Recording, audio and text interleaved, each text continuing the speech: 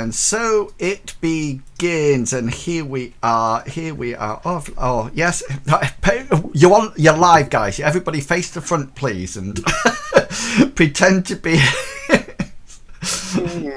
Has Chugga lost connection? Or no, he's just very still. It's just very still. Who let out Medusa? Hello and welcome to this week's episode, because I get told off for putting an adjective before it. This week's episode of Mythras, which is an RPG game based in a fantasy role-playing sort of like setting, where the skills are based on a percentile dice. Combat is lethal, magic is abundant, and these fearless, brave, four fantastic players and characters are venturing across the continent, trying to stop a great war from breaking out. And before I tell you a quick synopsis of what's been happening, then I'm going to let the players introduce who they are and who they will be playing tonight. And anybody can go first. Go.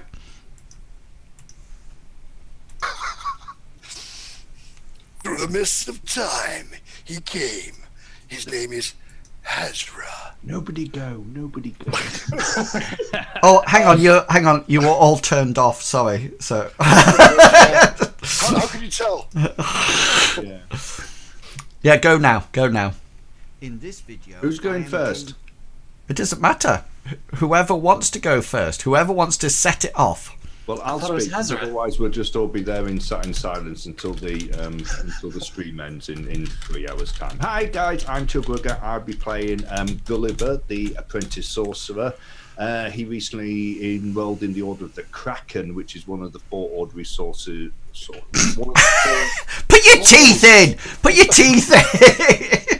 His particular one specialises in spells involving communication, transportation, and teleportation.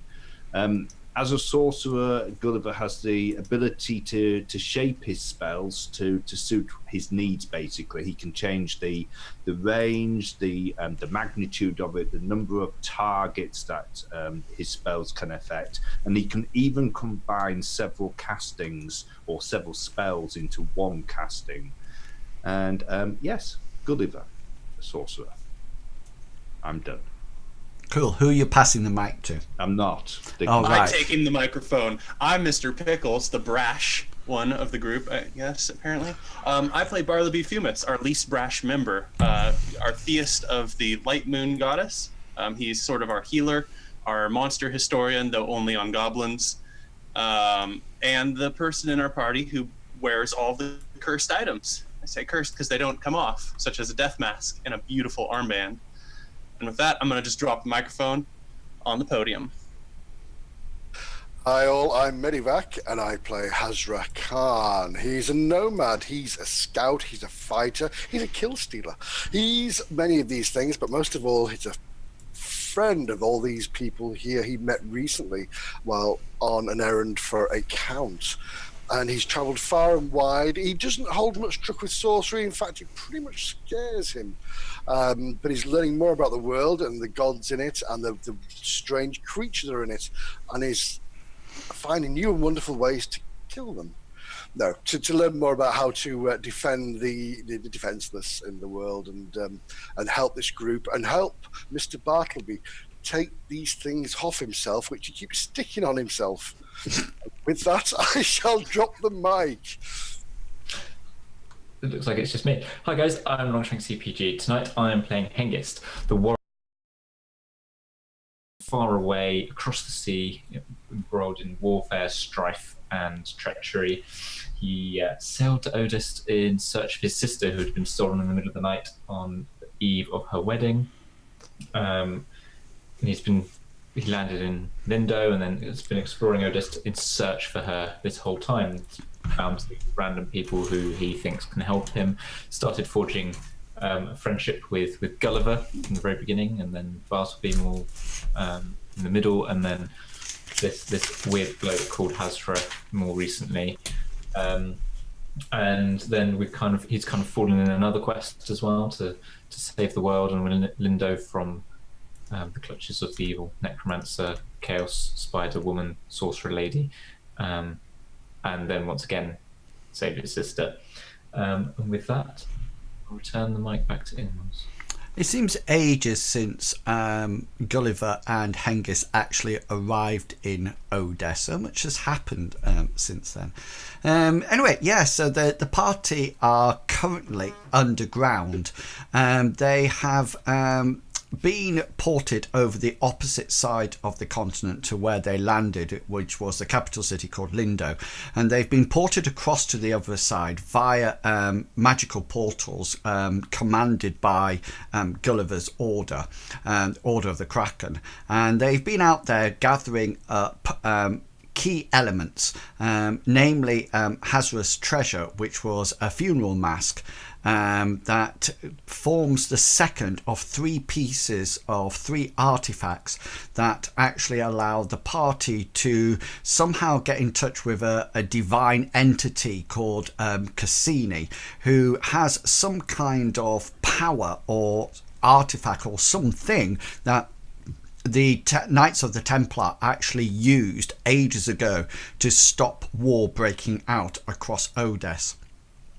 Yes, Bartleby is carrying two of the artifacts, one securely round his wrist and one securely on his face, the funeral mask and an amulet, and they are searching for the final item, the torque. They've been captured by bandits groups called the Vipers. They have witnessed horrific scenes in Aylesford when they found a town killed and slaughtered, and with only the crows pecking out the entrails and the eyes of the people who were butchered there. They followed the track of where the prisoners might have been taken, or the remnants of the village, to an area within the nearby forest where they came across what can only be called classed as a shaman of some description, who, as they attacked, summoned a huge giant spider to protect his escape, as a huge beast broke out of a cage, or was let out of a cage, and bore him away.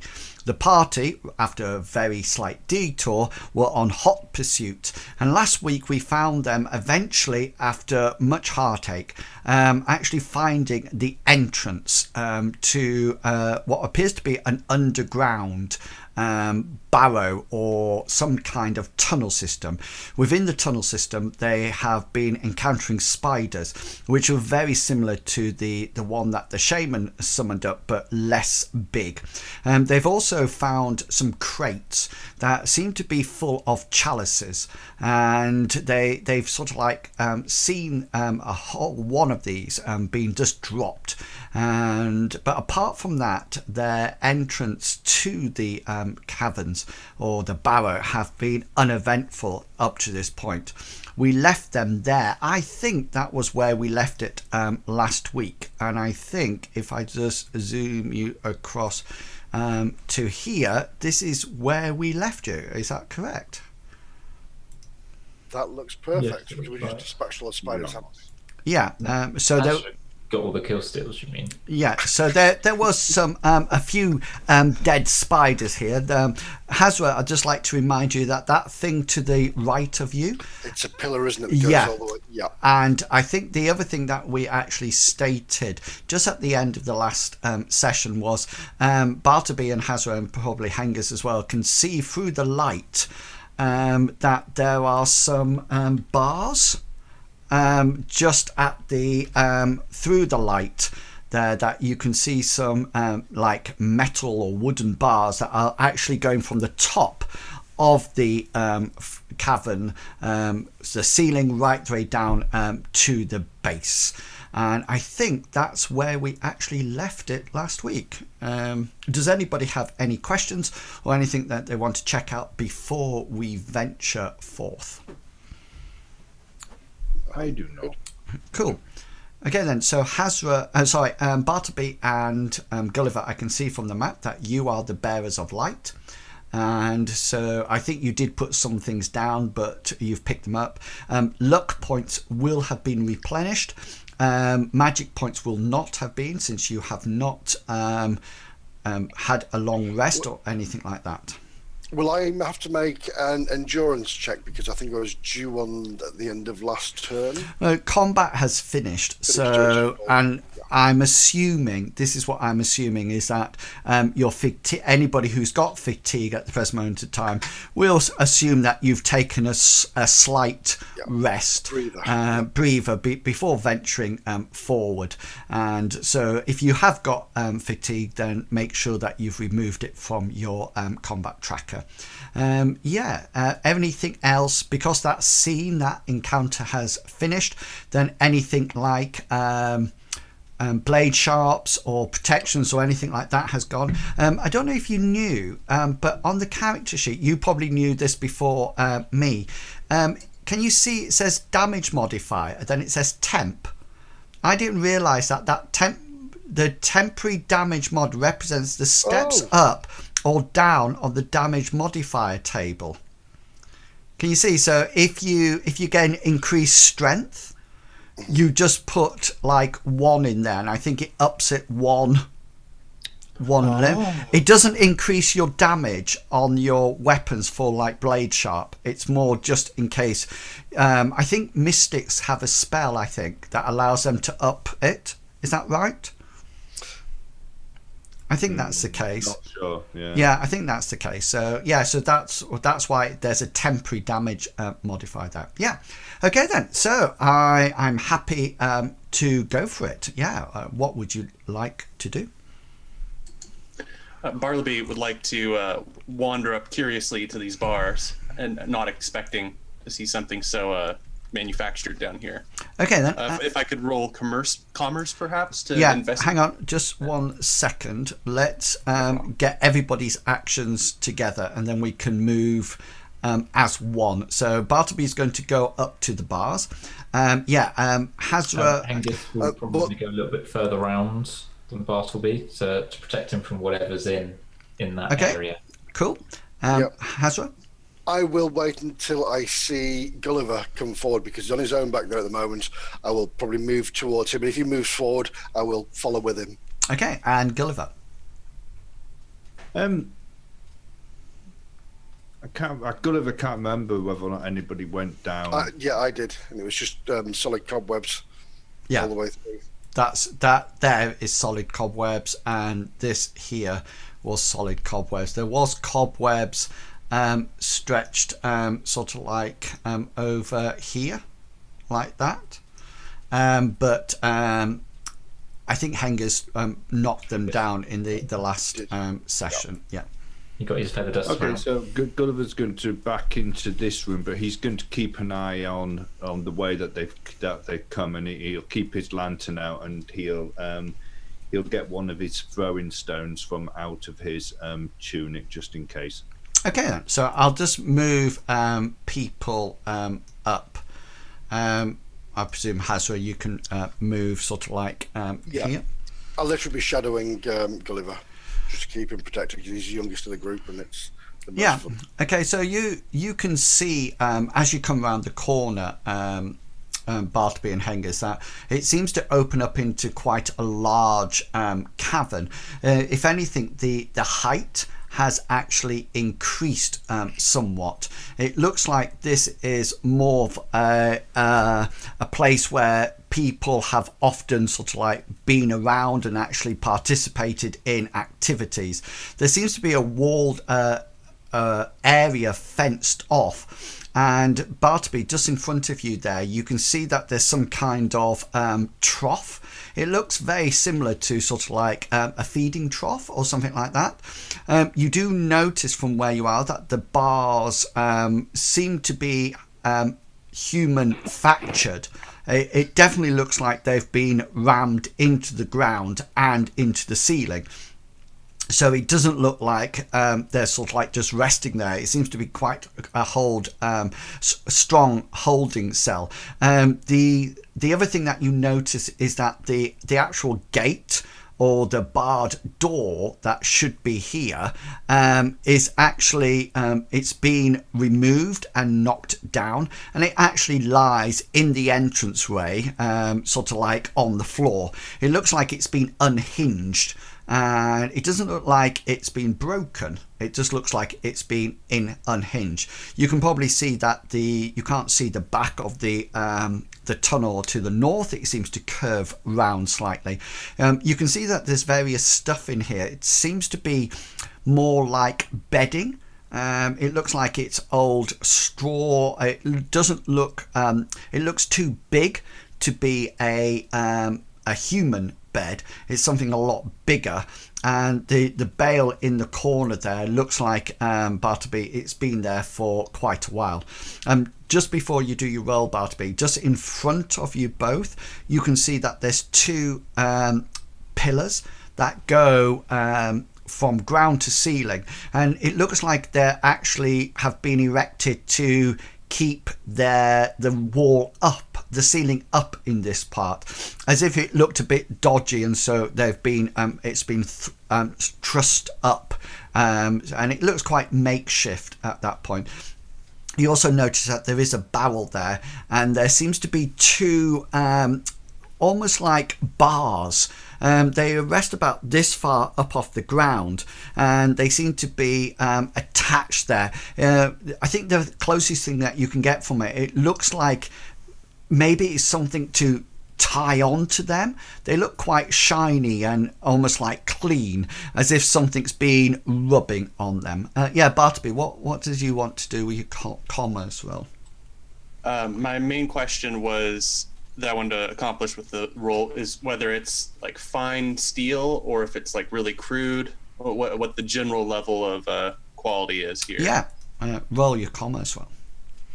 Yeah, you figure it's first of all it's some kind of iron, but it doesn't look that important. It looks very pewterish, but it does look very sturdy. It's definitely not finely crafted. It's a lot more sort of like, or more functional rather than anything else. The other thing that you can see, sorry guys, is that you can see cobwebs in the same places as you could see before, and there's also the corridor continues, and if you look at the size of it, it's quite wide, which is not what you've been used to going through this part at all. Can I just say, out of character, I'm going to die tonight because I'm wearing a red shirt. Yeah. Oh, never mind. It's all right. Hengis has got a red ring round his token, so It's not died yet. so it'll be, you got a 50-50 chance, both of you. You know. Sure. So Gulliver wants to back into this room, but he does want to keep an eye out behind him, but he wants to get down to this pillar so that he can have a look at this. Did you say last time that this one was wooden? Yeah, and it's very similar to the other two that you've seen already. It looks like it sort of like has been erected to almost like keep the ceiling up. So you can see that it's like a wooden post, and you can see down by the ground, it's almost as if people have been hammering in wedges, you know, to sort of like get in there to sort of like keep it up. And you notice up at the top, it looks like there's several planks of wood that has been put in it to sort of like keep the ceiling up. And how high is the ceiling? In this room where you two are, Hasra and Gully are, it's about the size of you stood up. Right. You know, however, in the room that Bartleby and Hengis you're in, it's a lot higher. Okay. And what's on the floor? In your area, it's just like the normal tunnel flooring. It looks like it's been compacted over a period of years rather than anything. I think Hasra's searched for tracks really early on, but there's obviously been people down here. Is it stone or is it earth? It's all earth. Yeah, there's no sort of like stone working down here at all. It's all either wood or earth. there's no sort of like stone or anything like that. Okay.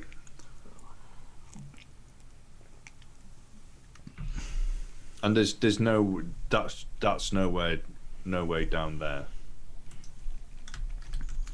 Oh, you can see that, can't you, with your light? It's literally just looks like it's almost as if people were digging a way out, and digging the tunnel out, and just sort of like there might have been some precious ore or coal in there or something like that, and that's why it's sort of like dug out. But there seems to be nothing hiding in there or anything like that. Does it look man-made?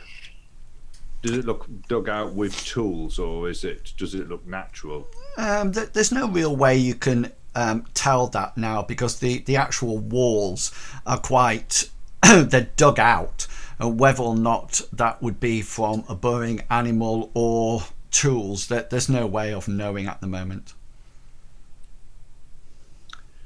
Cool.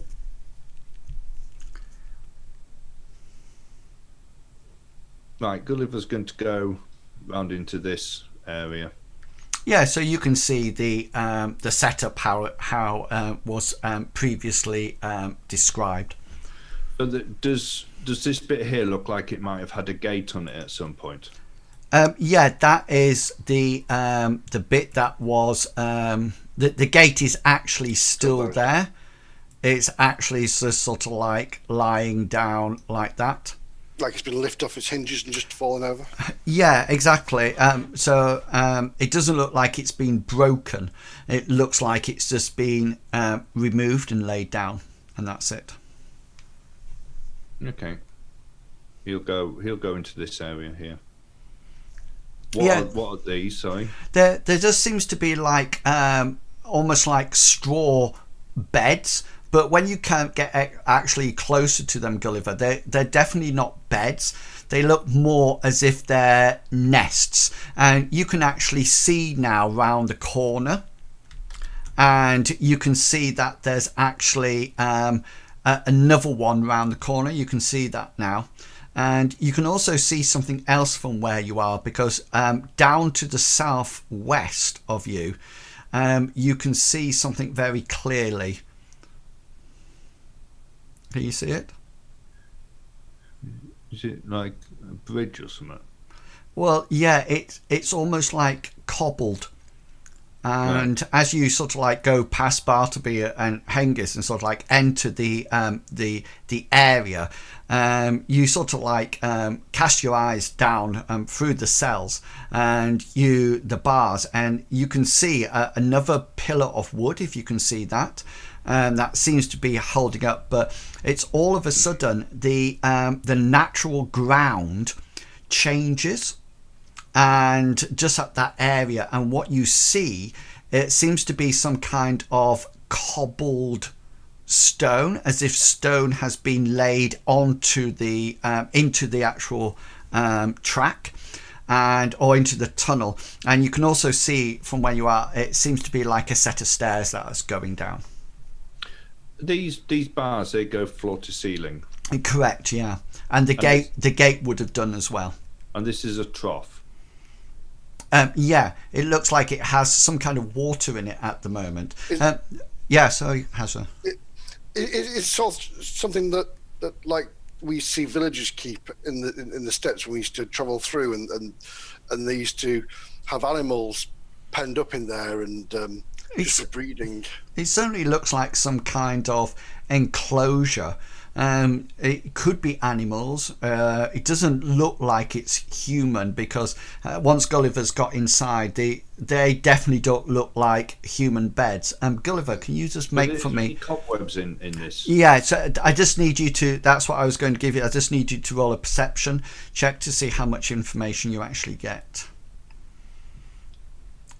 Do you wish to look it? No. No. Okay then. So yeah, it looks like these are have some kind of cobwebby stuff that is keeping the straw together. It doesn't look like it's being piled up by humans. It looks more like it is being piled up by animals, and it looks well lived in. Gulliver's going to see whether or not he can move one with his foot. Yeah, you sort of like give it a quick kick, and it definitely seems to be some kind of hay or straw, but it's quite nicely joined together. It's almost like matted together with cobwebs. So rather than even when you kick it, it doesn't sort of like dissipate like straw would. It just sort of like keeps in one sort of like lump. And as you sort of like kick it, you notice also that as you kick it, there seems to be some kind of bugs or something actually living in it. You know, you sort of like touch it, you see little things scampering away. What it is, you're not too sure. And what was this? That was just for want of a better word, it was like a fresh bale of hay. But as I said, it's obviously been there for quite a while. It's not fresh now, but it's not altered like the one that's you're stood right next to. Okay, Gulliver wants to put his attention to the door. Okay, so just before you do that, because you have been acting quite a lot, so Hengist, Bartleby and Hasra, while Gulliver's doing all this, what would be your plan of actions? Bartleby would be moving forward because seeing that Gulliver's gone to investigate the Barden area, you can feel free to throw me back, but my goal would be to go about to here or so. Okay, yeah, cool. Hengist, Hengist, what's your plan? So having seen Bartleby and Gulliver exploring all that sort of thing, Hengist is going to have, now that Lysource has moved further in, he's going to have seen the cobblestone floor and say, it seems strange that something that seems to have been dug out by these giant spiders should have all of this human intervention. Which we should explore further and see what we can find. Okay. And then stop to about there. Yeah, and Hasra, what would you like to do? I will move up to behind Gulliver, and seeing these beds of hay with held together with cobwebs, I'll say to him, they look like how a spider would wrap a fly up. Perhaps maybe they keep something inside. Just my thought. I don't think they use straw, Hasra. I think they just use their webs, the ones that I've seen in Master Healy's parlour. Maybe these things, maybe there's something hidden inside, or maybe they just happen to get entangled in the hay. Maybe they're straw-spun spiders. I've seen many strange things, so you never know.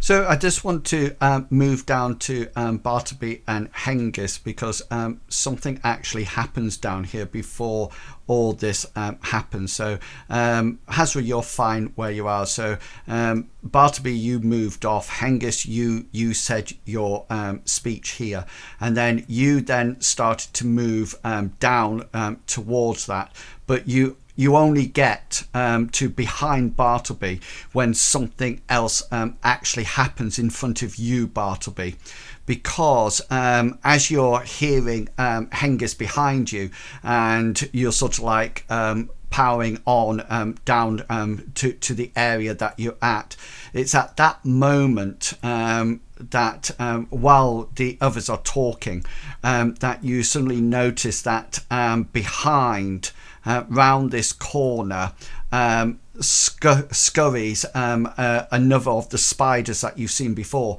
It doesn't look the same as the other spiders. It seems more a lot thinner, and it seems black. Well, the others were not black at all, and it looks smaller than them and more lithe, but you do notice, just as in the picture, it's the token, sorry, it seems to have like a red skull on its abdomen as it sort of like scutters round. If anything, you think it's probably coming, seeking out the noise rather than anything else. And at that point, hang on, let me just do that. At that point, we will have, please, some initiatives. Oh yeah, big 16. Dang it. The spiders really got some initiative. Yeah. Okay then. So this is round 1, turn 1, and the spider will move on 20, and so it will. I'm sorry. I'm just bringing up my combat tracker. There you go. That's that. Yeah, so it will come round. It will use its movement on its first action and draw into combat range with you, Bartleby. Okay, then, Hasra, you're up next. Right, Hasra, seeing this spider come around the corner, is going to move to beside Bartleby, so he's in contact. And can I, like, go scream at it? You try and get its attention. You can, yeah, you can do a free action and scream. That's absolutely fine. Yeah, Gulliver, you're up. Was Gulliver, because Gulliver was looking at stuff in here, and with the spider not, sort of like attacking or doing anything, am I aware of it? Well, you're now aware of Hasra because he's just screamed. So right. The answer would be at that point probably. It was a manly scream, not a girly scream. Right. And where's my battle music there? Yeah, so you are aware. Okay, so Gulliver's going to turn around on the scream and take in the situation. Okay, cool. How big is this spider? It's not as big as the others, but as it approaches Bartleby and as Hasra approaches it, you know that its legs are keeping its head and its body about level with their waists. You think they're, so it's not a huge spider. It's not towering over them. It's sort of like level with their waists. Can I? Oh, sorry, Bartleby. I missed you out there. Okay, I probably just screamed in a very girly and not impressive way. Okay. I was going to cast a spell, though, if I could. Yeah, that's absolutely fine. Cast away. Cast away. I'm going to beg my goddess to protect my bodice. And I would like to use a point of luck to reroll. Yeah, go for it. Big money. Not big money. Oh, not big money. Yeah.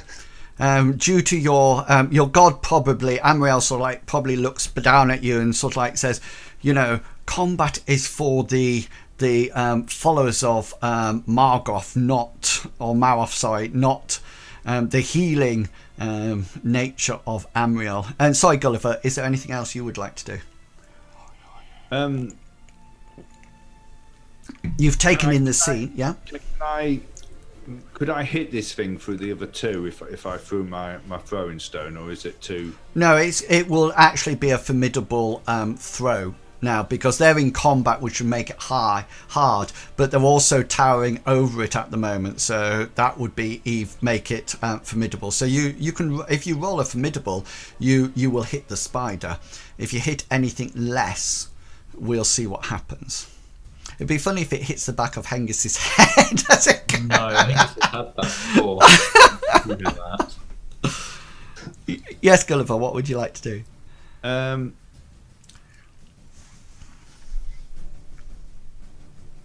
I'll start moving out. I'll try to start moving down this way. Okay, so you can move your movement, whatever your movement is. I just want to walk, so yeah. I want to go fast enough so I can get down to yeah. here. So this is sort of like a big that goes floor to ceiling, and then these are cobwebs here. Okay. Right. So Gulliver moves down, and then Hengist, what would you like to do? So Hengist, if possible, wants to move around but get into the combat sort of here. attacking the flank. Yeah, the furthest you can get is here because of these cobwebs that are here. Oh, okay. So they're a bit like the cobwebs that were in the previous room. If you remember, they just jotted out to almost like funneling combat down to one area. So you can get to there. You can then start having an action to try to cut the cobwebs down if you wish. Oh, can I do that this turn? I thought it was just one action to move. Yeah, no, I'm saying that's what I'm saying. So if you want to take a turn, an action later on, then that's absolutely fine. Okay then. So we get to this. So we're down to turn 2 now. And so this is Mrs. Spider, and this is going at you. It gets a 67 out of a 56, so it actually misses its attack. So that's its attack on. What are we doing about parry, evade rulings?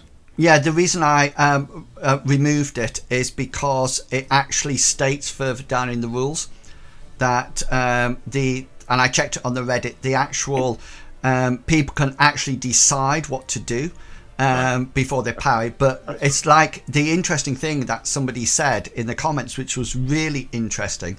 It says that the fight can actually be drawn to a very quick closure because you have critical parries or defensive actions like disarm, compel surrender, etc., blind.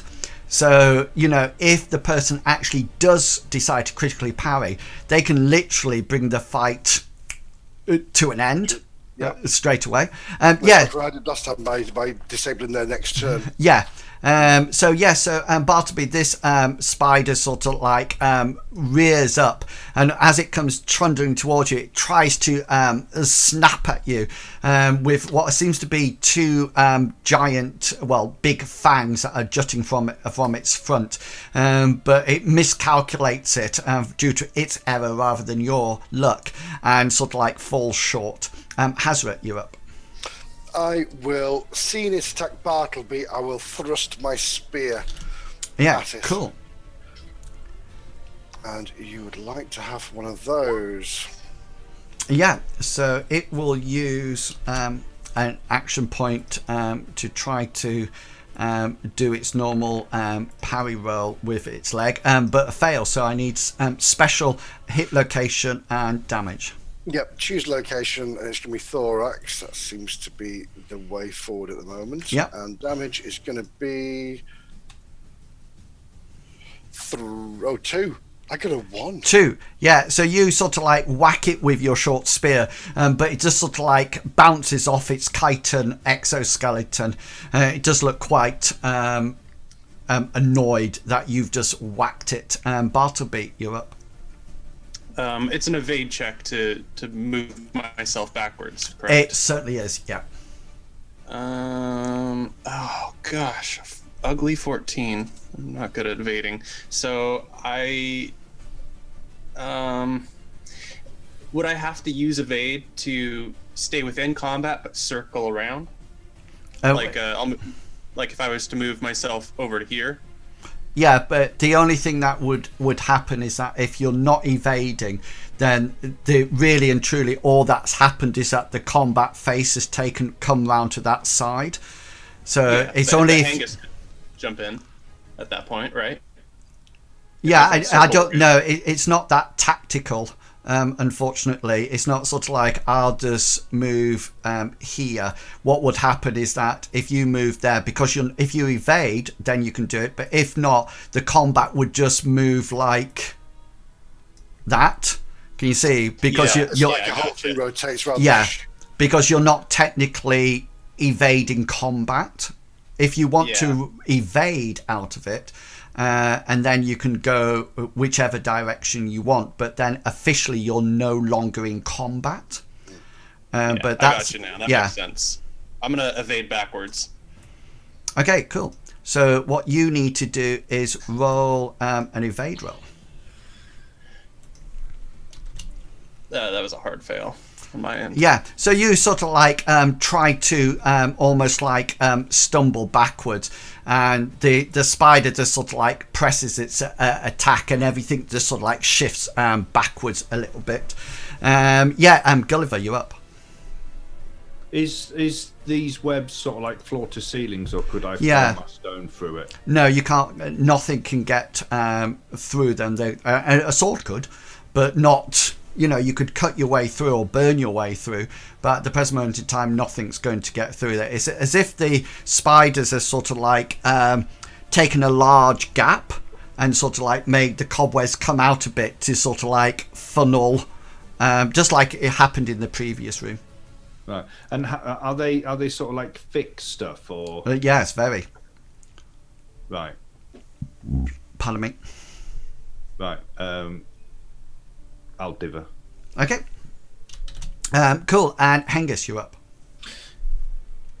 If possible, Hengist wants to try and cut his way through the webs.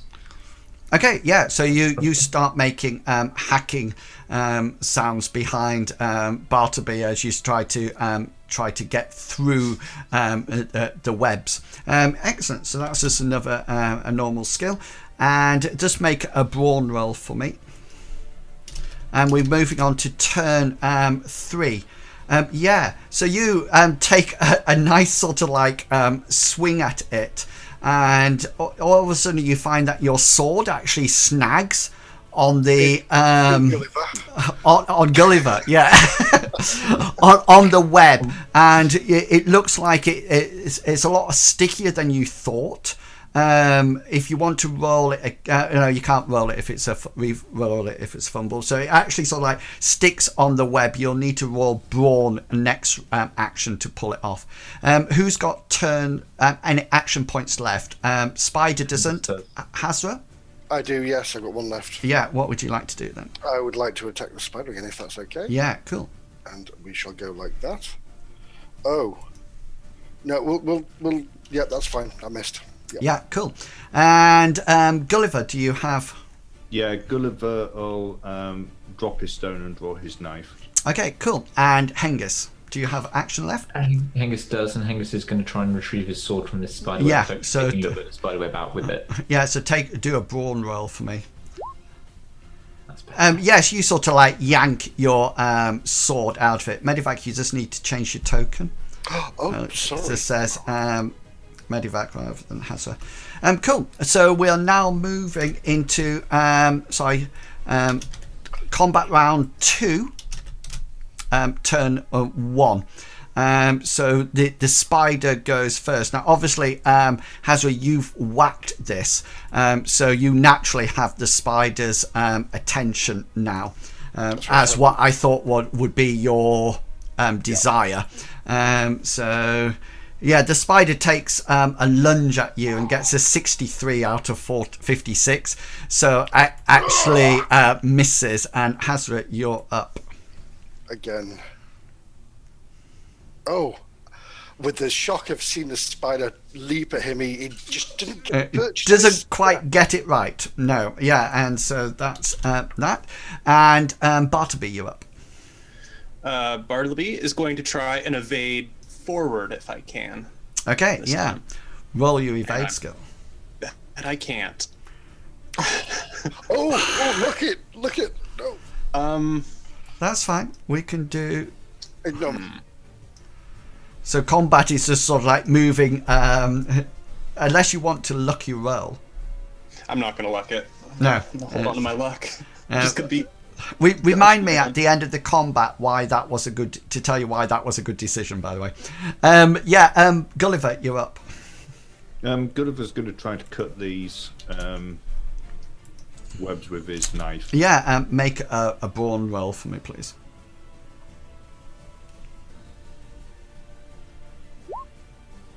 Oh, so close. Do you wish to re-roll for luck? No. No. Okay then. Cool. Hengist, you're up. Hengist is going to get rid of the rest of this webbing. Yeah. So nothing came away with your last swing of your sword. So No. yeah. So do your brawn roll.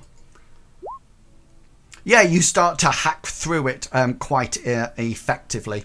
and it's still it'll take you a couple of turns to actually get through it. Well, several turns to get through it, but we'll do that as we go along. Combat turn 2, and we're back at the front. So the spider takes its attack. Hasra, you've got its attention quite nicely, and it gets a 58 out of 56. I'm going in the right direction. In a minute. Too close. In a minute, yeah. Hasra, you're up. Right, seeing the spider lunge at me again, he just braces himself and he's going to hit again. Yes, you certainly do hit this time. Well done. So Hang on. Sorry. Because I get... yes. Yeah. Wow. Yeah, I get 16 out of... how big's your weapon? I mean, your spear. Medium. Medium. Okay. I will actually take half damage from your attack. So you just give me a location first. We're going to do special choose location again. No, you don't have a special. You just sorry. Yeah, because we're equal. So just roll a 1d20. 16.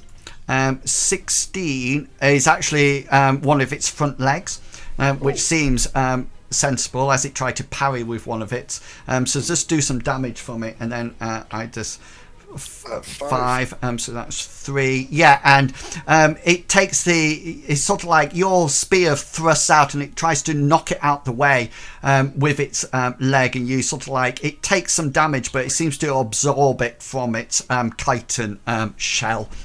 Chitin exoskeleton. Nice. Bartleby, you're up. Keep trying to evade forward and backwards. This is going to be a backwards round. Okay. And big money. No. So we move backwards a bit. Cool. Just dancing around. Yeah. Evade. Gulliver, you're up. I shall try again to cut through these. Yeah, webs. brawn it. No. Yeah. Do you wish to look at all?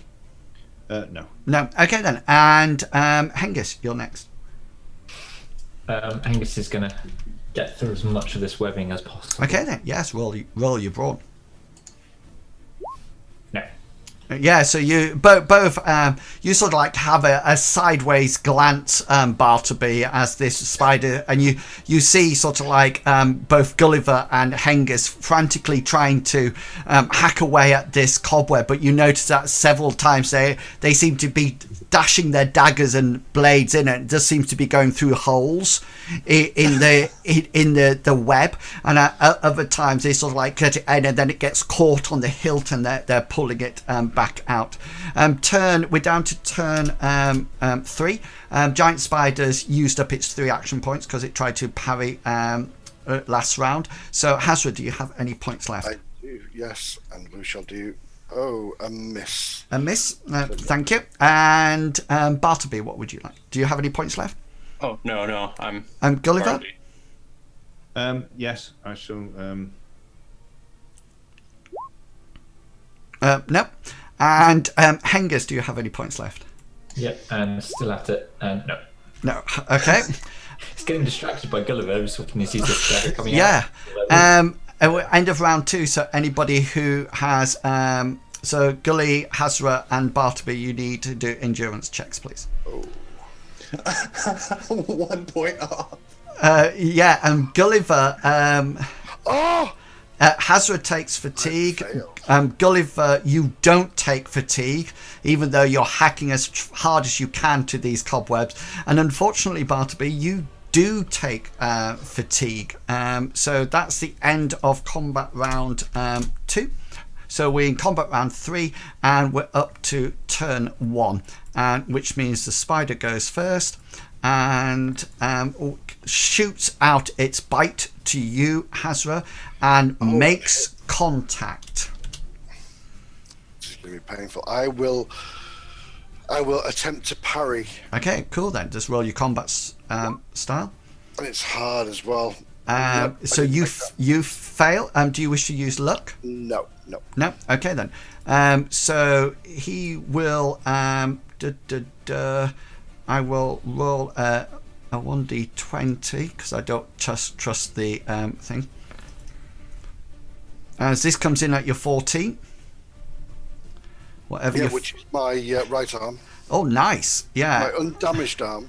Yeah, and it does a grand total of 1 point of damage. Do you have armor on that location? I do. You see the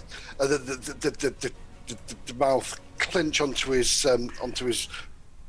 shirt, away into his arm, and just come away with cloth. The cloth. Yeah, cool. Okay then. So now, Hasra, you're up. I am. And seeing this on my spear arm, I'll thrust with the same motion as he pulls back. Thrust away. And I will miss. You will miss. Yeah. Bartleby, you're up. I would like to pray to my goddess to cleanse me of my pain and suffering, which is despair. Okay. Cool. Selfish and on myself. Fail. Yeah. Oh, things are not going well. Spell casting failing. Everything. Gulliver, you're still fit and healthy. No. But try Just not to very strong. bash through. If you do, you can use a point of luck and get it to 16. No, I won't. Okay then. No worries. Yeah, and Hengist. Angus is getting really angry with this webbing, and he's going to try and get rid of as much as he can. Yeah, so you actually make some headway. So that's 2 swipes, I think, that have been successful so far. So yeah, you're actually making headway sort of like down. Now you've got sort of like down to sort of like here. Sort of like undone. And we go round to combat turn 2. So Spider goes first, and it presses its advantage on you, Hasra, and gets 55 out of 56, which is a nice attack. What do you wish to do, Hasra? You're muted, I think. Or you've gone. Sorry, no. Again, seeing it coming back at me, I will try to whack it aside with my spear. Okay, parry right. Ooh. He does not. He does not. So this Flailing wildly. This comes into your 5. Which is my left leg. Nice. And does 5 points of damage. Oh, ouch. So that does go through. Are you still in positive hit points? I am, yes, yep. Is it the right I take away, the left I take away? Refresh my memory. Say again, sorry? Is it the right of the hit points I take away, the left? The left one, the ones in the white box. Wonderful. Yeah. The one- 5. So, and remember, your armor stays there. You don't Yes, lose it those. does. Yeah. Yep. Okay then. Yeah. So, Hasra, you're out. I'm out of I'm out of Action points. Yeah. Yep. Because you parried attack and parried. That's right. Yeah. Bartleby. Oh man, this is not getting good for my magic points. But I'd like to pray another spell. If I'm able to get a touch on Hasra, would be fair to say. Yeah, you can try to touch him. Okay, this is what I'm going to try and pray. And maybe my goddess come through to me with a luck point. Do you want to change it to a 14? Yeah. I do. Yeah. Which will. So, where's your hit points? Where's the last one just taken from, Hasra? Was my left leg. And what was it down to out of? It's 3 out of 6. 3 out of 6. So yeah. So Bartleby sort of like sees the spider sort of like bite into your leg and sort of like draw blood and from your padded armor or anything, and he sort of like reaches over to you and sort of like touches his hand on your shoulder, and you feel the divine power of Amriel sort of like flow through you, and you feel that your leg heals up, so it'll be back up to maximum. This is amazing thing, Bartleby, your goddess. She amazes me every time. Yeah. You probably say that at the end rather than yeah. Gulliver, you're up. I'm still going to try to get through. Oh no. Nope. Okay then. And Hengist. Angus is going to try and get through again. Ooh, only just. Yeah. Okay then. So now the only bit that is left. So Hengist comes round now. So the only bit now that is left. So Gulliver, your bit is gone now. And Hengist, you can move into this gap when you next advance. We'll probably say that you probably advance as you cut. So you've just sort of like got that last little bit done. So turn 3 for anybody who's got combat left. Spider has. So it fires one last time and bites at you. But 60 out of 56. Drat. Yeah, it sort of like tries again to bite you, but fails. Hasra, you're out, I think. Yep. Bartleby, you only have 2. Gulliver, you'll still have 1 left. Yeah, unfortunately, Hasra had managed to advance, so Hengist. Hengist had managed to advance, so I'll dither. Okay then, and Hengist. Angus is going to try and finish off this last piece of web. Yeah, cool. Yes. Yeah, which you actually do. So that that gap down there is now free. Hengist, I think you need to make an endurance check now. I do now need to make an endurance check. I'm fine. Yeah, and you're fine. So this is combat round 4, turn 1, and the spider goes first as always. And so Hasra, this is coming at you. Oh, why am I rolling like this? 82 out of 56. Beast. So it misses you. Hasra, you're up. No, I cannot get it. Do you wish to look it? No, I do not. I'm fine. I get it next Okay. time. Bartleby, you're up. Let's see. I probably didn't have any weapons ready, so I would like to ready a weapon. Okay, cool. So you can ready a weapon. And The Wind Priest. Is this your club coming out? I Or your dagger? do I have a club? I had a torch I was using as a club. Would I still have that I could use? Well, your torches, you've got light source, so I presume that is your... What's that light source? No, I want to ready the Priest of Wind's dagger. Okay, cool. Gulliver, you're up. Gulliver, seeing that the web's gone, he'll put away his dagger. Okay. And then Hengist, you're up. So Hengist is going to move round into combat from behind, about there-ish, if you can. Yeah, that's absolutely fine. So we now come to combat round 2. So that's a movement. So Hengist, as you move round, the spider doesn't sort of like just let you go by, and sort of like so you're behind it. So the spider naturally sort of like moves, staying in combat. So he's not actually moving, but the combat just sort of like moves around as before. However, the spider definitely has you in its sights, Hasra. Because it's already tasted one part of your blood, and it's desperate for mighty tasty. And yeah, oh, he is indeed. And he is. Do you wish to parry the blow? I will attempt to parry. Okay, go for it. Yeah, you do not parry at all. So this is coming in to your 2, wherever that is. 2 is my right leg. Yeah, seems nice. 5 points of damage. I will have the other leg now. How much armor points? Why does he not? Why does he 2 not armor parry? points. Say again, sorry. Why does he not parry? I wasn't looking at it. It's just that. Oh, yeah. I think he got a 26. I got formidable 26. Oh yeah, so he would have parried the shot then. Yeah. So so you, how big's your weapon? Sorry. Medium. Medium. Yeah. Sorry. So you would have actually you would have withstood the attack on him. So he wouldn't have taken 5 points out of your leg, which is a shame. So that's that. And Bartleby, you're up on combat round 4, turn 2 still.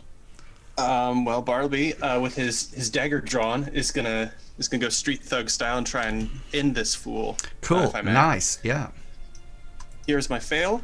Yeah, Oh, well. that is a fail. That's quite a good fail. So you actually sort of like thrust this dagger towards the spider, and the spider sort of like just quite casually lifts one of its legs, and it doesn't go for the actual weapon. It just whacks your hand slightly, and your hand goes open, and the dagger just sort of like clinks to the floor, and you hear a noticeable sort of like like that as it just sort of like clinks to the floor.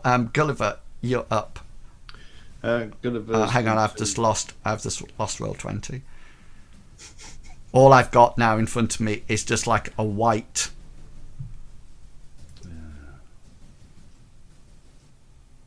As in like an undead person? No, it's just like a white screen. I've got nothing on it at all. I'll carry on anyway. So Gulliver's going to point at the spider with his 2 fingers crossed, and you hear him say "Erit" as he casts a tire spell on it. That's the spell. You can have an endurance roll, but I'll cast my spell first just to see whether or not it comes off. Yeah. Yeah. So this is. Yeah, it does. Sorry, because all my all my tokens and everything have just closed on me as well. Sorry. What did you say? Endurance. Yeah, endurance. 45's its skill. It fails, so it. Okay, so you're 1 level of fatigue. Yeah. Cool. Does that affect initiative? No. It just means that my things are hard. Yeah. Cool. Yeah. Who and Hengist, you're up. So Hengist, having now joined the combat, is going to strike out in a lunge with his sword.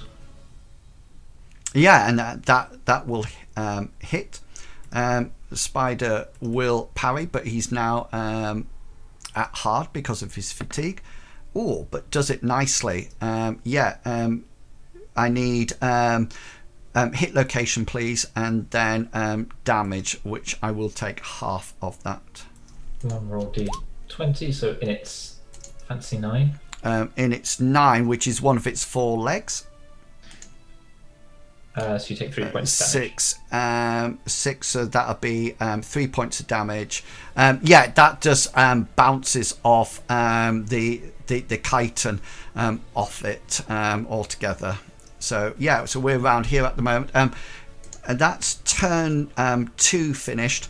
So turn 3 for anybody who's got weapons, who's got action points left, and I certainly do. Okay, so what's going to happen now, because there's 3 of you and all of you have tried to attack the spider, then the spider's just going to go for it. So if you decide among yourselves if you pick 2, I'm going to roll a d6, so you just need to decide who is what on a d6. So Hasra, you're going for? Muted. I'll go for 1 and 2. 1 and 2. Bartleby? I'll be 3-4. Okay, so Hengist gets 5, 6. It does go for the 5, 6. So obviously it's not happy with what just went, and it strikes, and it gets a 16. Hengist will use his action point to try and parry. Parry away.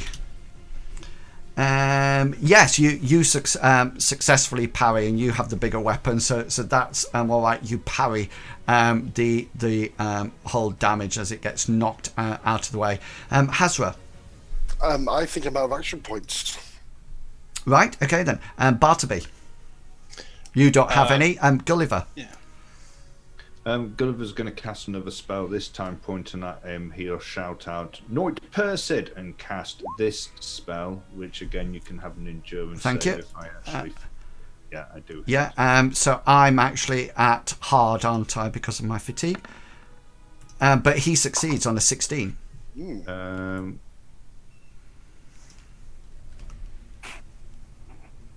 Right, do I... Because I got a 23 on a standard. So you are it's a higher roll that goes off for resist. So you still succeed, yeah. Cool. So I just need location and damage. 9 is actually it's one of its legs. It's 4 legs, yeah. Okay, for 2 points of damage, no natural or armor. So it goes. Does it go? Ignores. It ignores both armor. Oh, cool. Yeah. In both cases, the damage ignores any armor or natural. Yeah. So it'll go through the chitin, and it takes 2 points of damage. Did you say? Yeah. 2. Okay. That's so that's down to 16 now. Okay then. So that's the Hengist. Do you have any? No. If this was the third one, then no. No. Okay then. So this is the end of combat round 4. So Hasra, Bartleby, and Gulliver, you need to make endurance rolls. Oh, please do not let me down now. My goddess kind of likes me sometimes. Yeah. Suddenly she's. Unfortunately, Gulliver, you and Hasra, you take a level of fatigue. Don't worry, your skills are still at hard. It's only when it gets to the beginning of the next round, the next level of thing that I get to tick that there, don't I? you do, yeah. And it's at the beginning of this round on 20, which is the spider's initiative, that you suddenly notice that from your right, Hengist, I'm just checking my movement, that amount. I can never find the ruler now.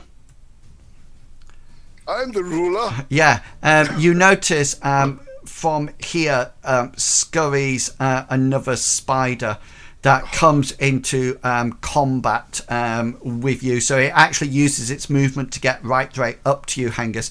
So it is in combat with you, but it can't attack because it's used its action. And other spider, let me just pop it on my combat tracker.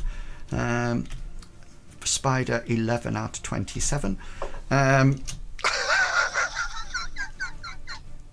You won't laugh like that, you know. And as Hasra is busy laughing, the spider tries to attack him, but fails. It doesn't have any luck. Spider number 2 out of 1,000. Yeah. No. So just so you know, Hasra and Bartleby, you've got spider 4, and Hengist, the spider next to you, is spider 5. So Spider 5 did a movement on his first one, and Spider 4 did an attack, and Hasra, we're up to you. Right. Sorry, Spider 4 attacked already, did you say? Spider 4 is the one that's it tried to attack, Yep. but failed. Yeah. So it's your turn. And no. No. Okay. No. Okay. Bartleby. You can pick up your weapon if you wish. Okay, I was just going to ask if I need to roll anything to do that. Oh, no. You just sort of like dive your hand in there and as a hope of grabbing it before you get bitten. So to remove my future shame. Yeah, so you and Gulliver, you're up. Gulliver's going to draw one of his throwing stones, but he wants to keep an eye out in this direction. He's seen another spider just appear from... He's just making sure that we're not being flanked. Yeah, cool. So you ready a weapon. And Hengist, you're up. So Hengist is going to half pivot on his leg and strike out at the new spider. Let's just come in from his right hand side. Yes. Okay then. Hang on just 1 second. Let me just open its character sheet. Here it is. Yeah, so it tries to. It fails on its parry. Okay. So he's going to use. So special hit location, then damage. Choose location, thorax, and Yep. then you want some damage. I need some damage. Yeah. 6 points. 6 on its thorax. And now the student has become the master. Yeah, so you manage to penetrate its chitin's shell, but you feel the pulp of the spider underneath, but it seems absolutely fine. There's a bit of goo coming out, but that's it at the moment. Okay, that's the end of combat round 5, turn 1. So we're now on to turn 2. Can I just say, we killed 3 spiders last week in 4 turns. I know. Yeah. You're not Anyway. doing very well on this one. And so these are spiders. So both spiders, as for the E's, goes on the 20. So this is spider 4, Hasra. So this is coming at you. It is at a hard because of the tiring spell, and that misses. And then this is so that's attack. This is the attack coming at you from the other spider, who's not at a hard, and that succeeds. 33 out of 56. Hengist will try and parry. Cool. Off you go. Yeah, you managed to parry and deflect the damage away. Bartleby, sorry, Hasra, you're up. Right, I will take another attack at this spider in front of me. I'm getting frustrated now. Oh, look at that. Yeah, nice. Yeah, so this spider will try to... It's turned away from me, hasn't it, this black spider? Because it went for... oh, no, it attacked me, didn't it, last time? Yeah. So in which case, I want to choose location. Hang on. Because I get to... oh, you do? Sorry, don't you? I get to parry first. But it fails, yeah. Okay, so choose location, thorax. Okay. And damage is going to be 4. Okay, so that goes down to that. Yeah, so the majority of the damage seems to be deflected by its chitin outer shell, but you do, but you do manage to find something pulpy underneath. Bartleby, you're up. If I have my dagger of another priest equipped, I'm just gonna stab at this beast. Stab away. away. Destroy it. But I don't. Do you wish you luck it? I'm saving my last luck point. Oh, you've only got 1 left already? Yeah, I've been burning through them like they're made of candy. Just in this session? Yeah, I used 2 already. Good grief! And the first one didn't. I failed the reroll. So Yeah. So Gulliver, you're up.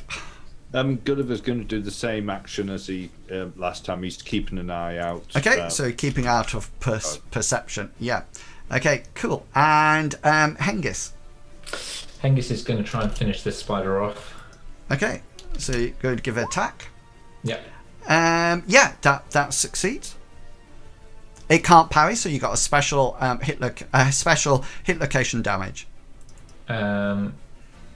He will do impale this time. So roll a 1d20. 13. Yeah, 13 is his abdomen. And then you want 2. I'll take the 10 keys. Yeah, that's 10 abdomen 3. Okay. Yeah, cool. Yeah, you sort of like whack it in and you sort of like pierce it through its chitin shell, and you feel it going in, and you don't think you have made too much of a gap in it. This is its endurance roll, 21 out of 45. So yeah, so you sort of like stick your sword in, and yeah, it sort of like goes in, and you can feel it sort of like deep inside the spider. It seems to be still up, and that's the end. Let's go turn 3. For anybody who's got any left. Spiders are out. Hasra. I do indeed. I have one left, so Yeah. I will miss. Miss. With style and panache. Bartleby, you don't. Gulliver.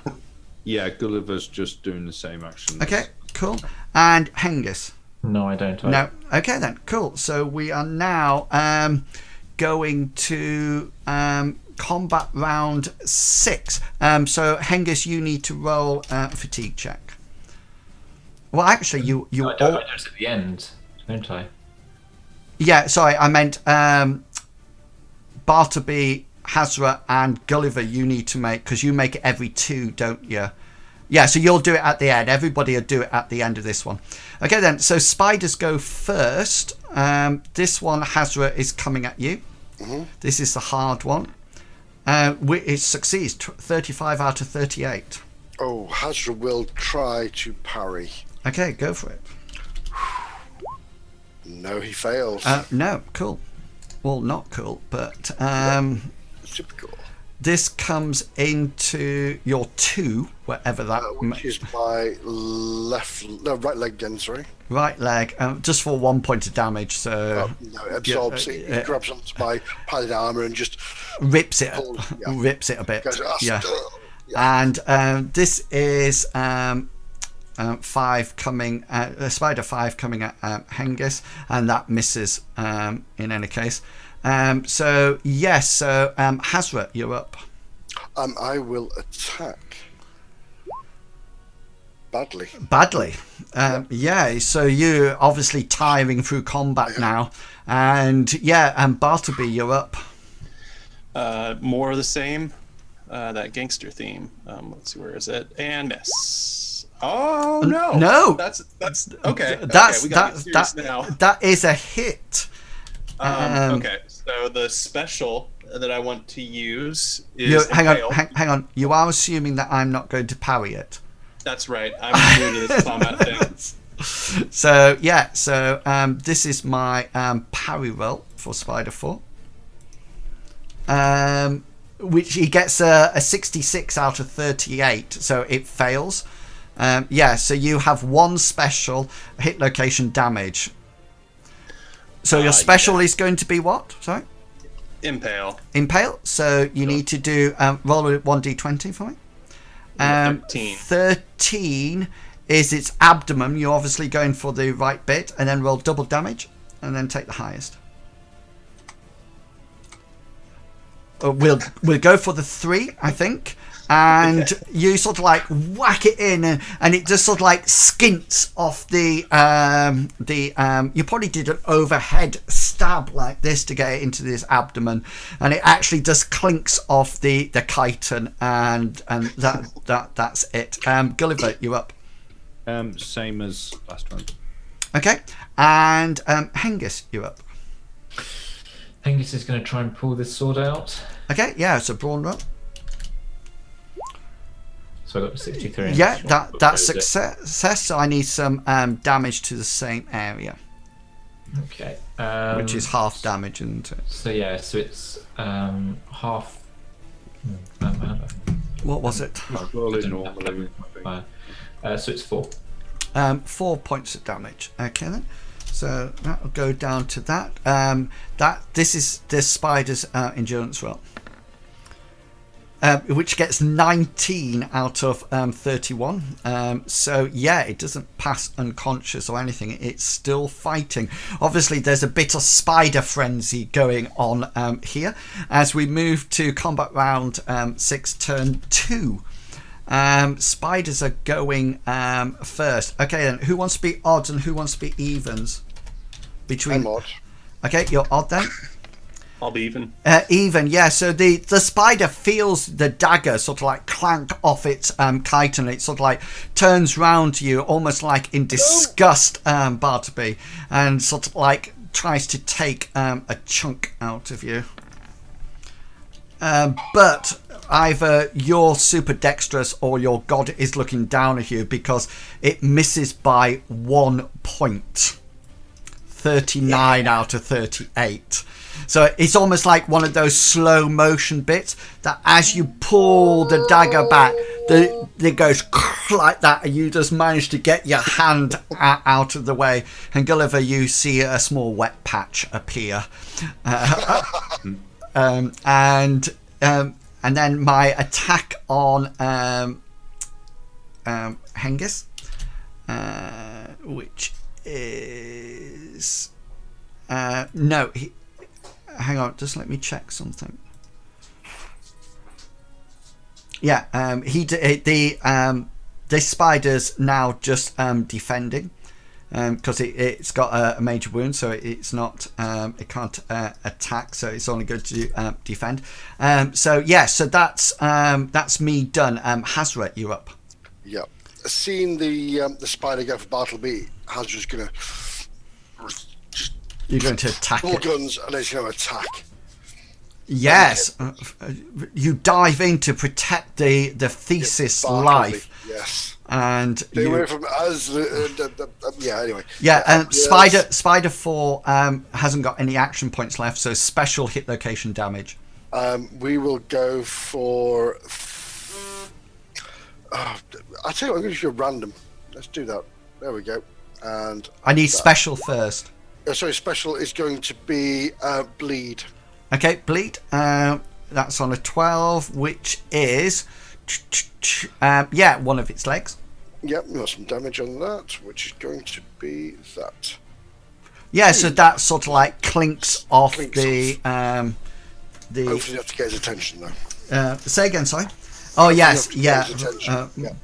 Most definitely, I would have thought. Come over here! Hello! Yeah, you could do with some criticals now. And Bartleby, you're up.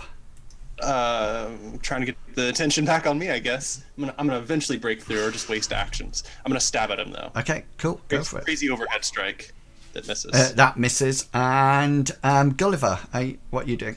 Gulliver would do the same. Okay then. So Gulliver's stood in the corner almost like a naughty boy, keeping a rear guard action. And Hengist, you're up. Hengist, seeing this spider's on its last legs, is going to attack it.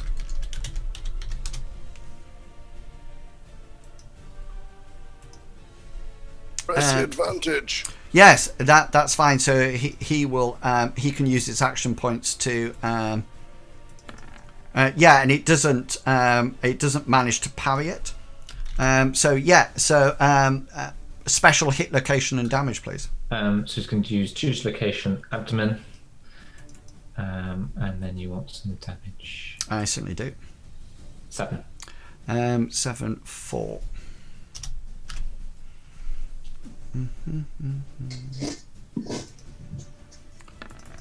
Yeah, so if you whack your sword yet again into the abdomen, and you feel it sort of like inside the squishy body of the spider, sort of like underneath it, and it sort of as you sort of like withdraw it, your weapon, much of its innards sort of like cascades out, and the spider doesn't make its roll. It's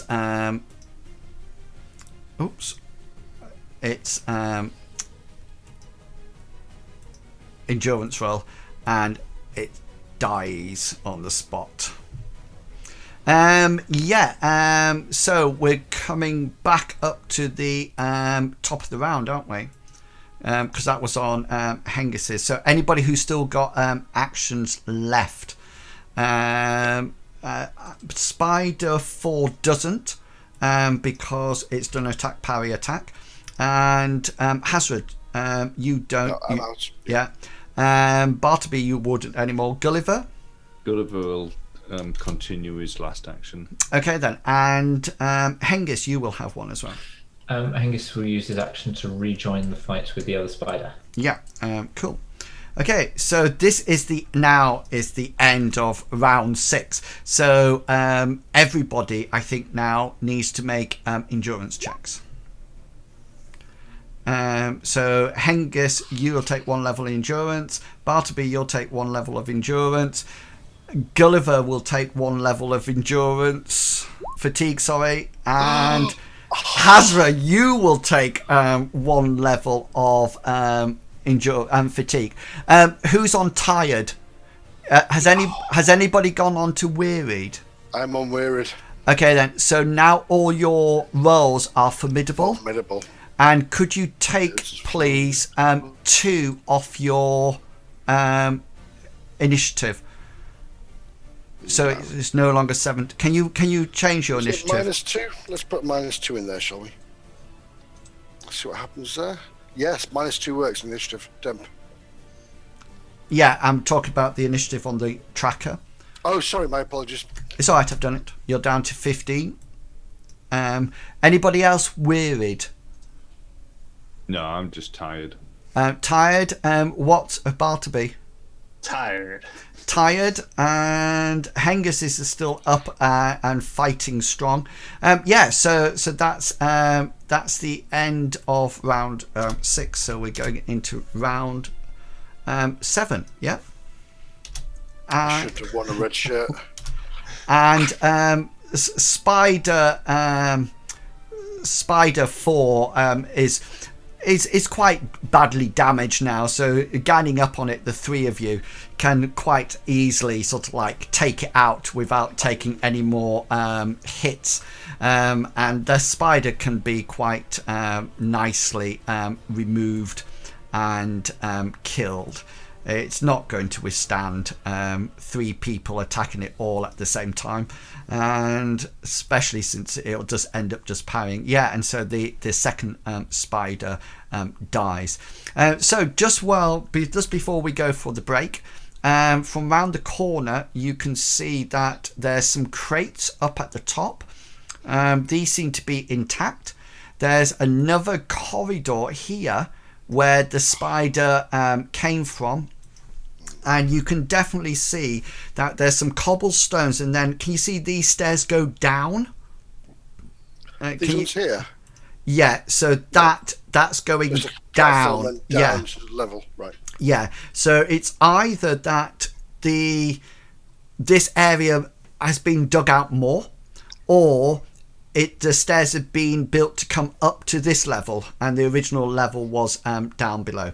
And this has been like an excavation area to find these stairs, perhaps. Maybe. But that actually takes us to 1:30 quite nicely, which means that we'll go for our break. So if you're watching the stream, then we will be having a 10-minute break now.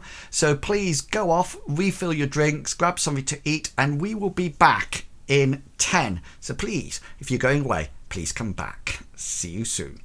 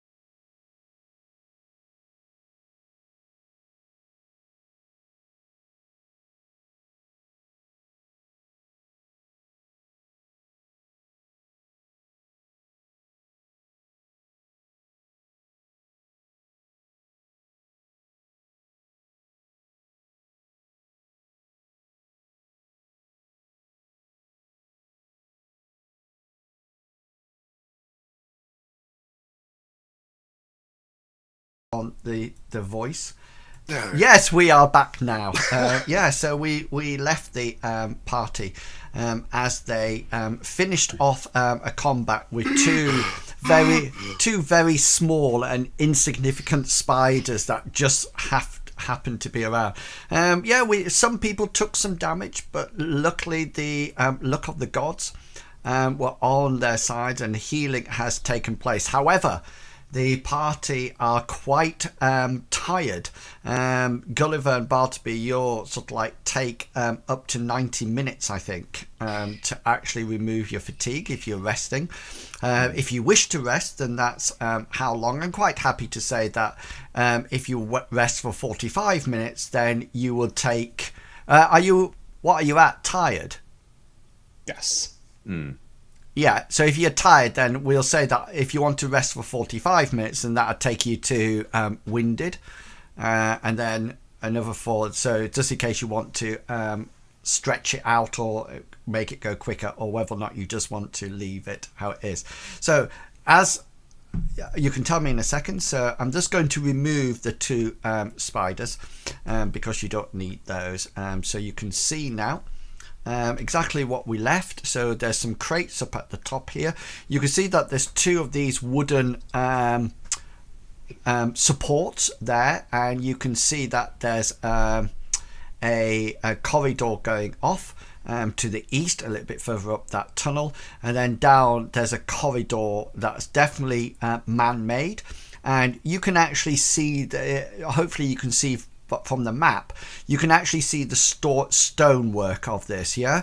So while everywhere you've been so far has been dug out, this corridor that is going down is definitely being made by humans or humanoids.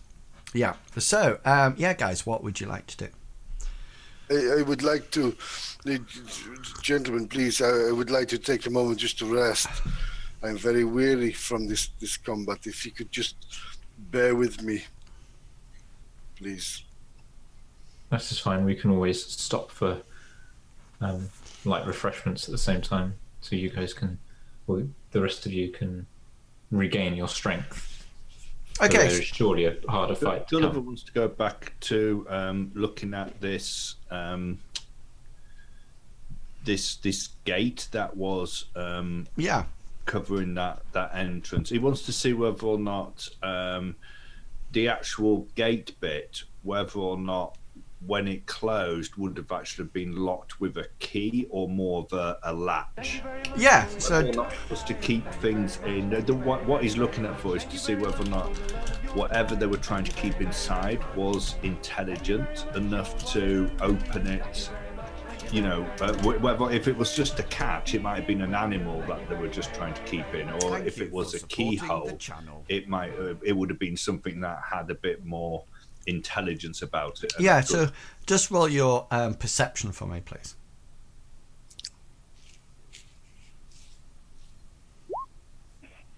Are you tired? Yeah, you're tired, aren't you? So you're still hard. So it definitely looks like it had some kind of locking mechanism on it. That's quite obvious. That's not what the perception roll was for, by the way. But it definitely looks like it wasn't. It was probably locked shut rather than just closed or anything like that. Right. So Okay, is the plan therefore? Sorry, is the plan now to rest until your fatigue had gone?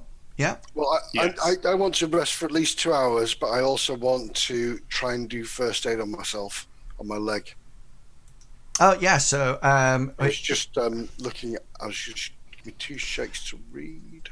is it just a minor Yeah, wound?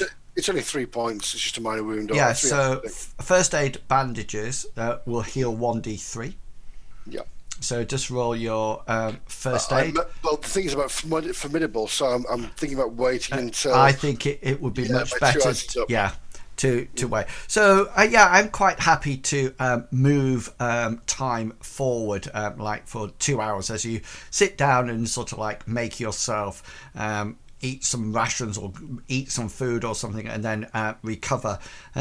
It's about halfway through that 2 hours stint that you suddenly notice, coming from the corridor behind Hengist, comes the other 27 spiders that you know. Yeah, so the clones. you sort of like rest for sort of like 2 hours. So Hengist, Hasra, make your first aid roll.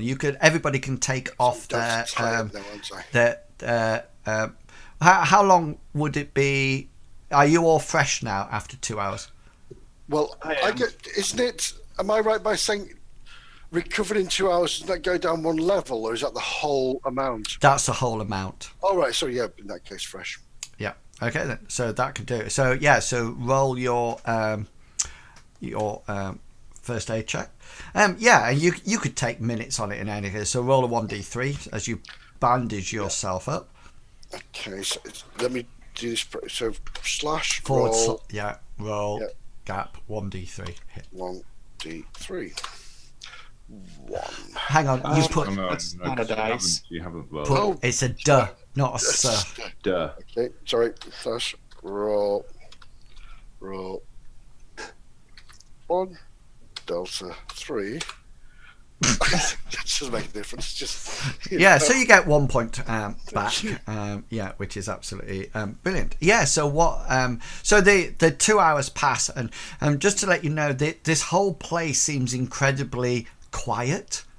It, for want of a better word, it almost like sounds as if it's deserted, as if there's nothing else down here at all. I'd like to think during those 2 hours we'd be like discussing amongst ourselves what our thoughts are about this place. Yeah, you can certainly do that before you move off. So what do you think, Bartleby? Have you seen anything like this before, or in your stories and your travels? And how about you, Gulliver? Have you seen anything? It seems strange. You cave into this structure. Well, there was a place like this underneath the tavern in Lindowe. Really? Like a cave. Ubin Falls, for that matter. And wasn't there always a guard of sorts? Plus the waterfall, Lubin Falls. Is there any way to? Is there any sort of like signs of when somebody might have had a light in here, like brackets on the wall, or no, and it's candle wax on one of the top of the barrels? Or... No, that's the strangest thing about it. There seems to be no light source. There's no brackets on the walls. There's no candles anywhere, and the only light that has happened is from your magical lights. From your lantern. Sorry, I was thinking Dungeons and Dragons then, where you had magical light on the hilt of your sword. Yeah. But then we originally saw all those people come into the circle outside and down here. Is this Hasra or? No, this is me. Sorry, speaking out loud. Sorry. All right. Say again, sorry, Hasra. How long last for? I'm not sure, but they're not going to run out in 2 minutes. I've got oil on me for lanterns and things anyway. Give me oil in my lamp. Okay, so Gulliver wants to, with his lantern, he wants to come down. Okay, so is this now after the 2 hours? Yes. Yeah. Okay then. Cool. So yeah. So you've all sort of like had a chat about things, and Gulliver then sort of like heads off down that side, and you sort of like get to the tunnel, and this was where that other spider came from, and you notice that up at the top you can see 2 crates. Both of them don't look like they're completely intact, but down the eastern corridor you can probably see now, just around the corner there, you can see that there seems to be a similar set of bars. Can you see that? Yeah. Yeah, that's it. And there seems to be a gap. Okay. What are the chances of those crates holding maybe chalices? Should we go look? Gulliver wants to sort of like keep an eye on that passage because he knows that a spider's going. He's going to go down to these crates. Yeah. Just see what. Yeah, Hasra, when you get done these ones. Yeah, Sorry. just 1 second. So, Hasra, when you get to that point, and Gulliver, you can see that the corridor in front of you splits. There's like That's a right. fork. One seems to go round to this sort of like barred area, and the other one seems to travel down to the south. It doesn't look like it ends there. It does look like it continues on. Sorry, yeah, Gulliver. Are these two crates similar to the last ones that we saw? They're not similar to. Was there any markings on them? Yeah, these look like as if they just sort of like almost like be dumped, as if it's not worthy. There's no sort of like markings on it or shipping signs or anything on them at all. They look quite rotten. Well, not rotten. They just look like they've been dropped and smashed. It doesn't look like they purposefully have been smashed to bits or anything like that. You do notice, are you planning on investigating them? Yeah, so I mean, what he'll probably do, he'll probably put his lantern on the floor so that he still has some light, and maybe see whether or not he can upturn the one that's closest to him so that he can see what the contents might have been. Yeah, cool. Hasra, what would you like to do? Hasra stepped away for a moment. All right, so Hengist, what would you like to do? Hengist is going to explore down this way a little bit, not too far. He's just going to go to the edge of the light for the moment. So is the plan that you're going down the stairs or staying at the top of the stairs? He'll go down to the bottom of those stairs. It's like just sort of towards the edge of the decent light for the moment. Yeah, okay then. Bartleby, what would you like to do? Seeing the group split, Bartleby is going to go to the top of the stairs and kind of say down to Hengist, I don't think we should be splitting up too much. You never know when more of those eight-legged horrors are going to be crawling about our path. Yeah, so Bartleby, as you sort of like get to the head of the top of the tunnel, there's sort of like light, sort of like cascades down it, and you can see that there's what seems to be some kind of door or access point off to the west.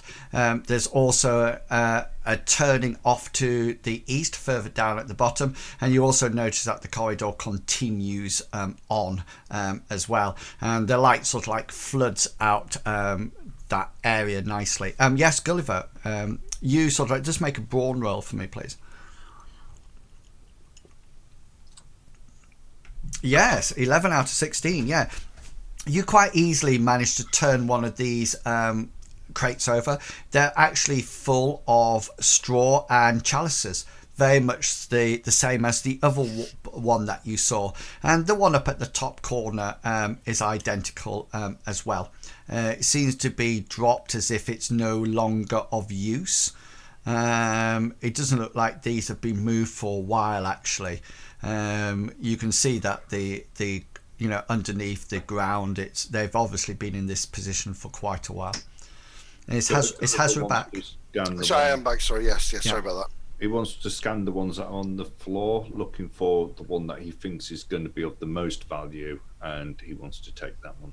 Okay, so make a commons roll for me. Yeah, so you pick one up and pop it in your backpack.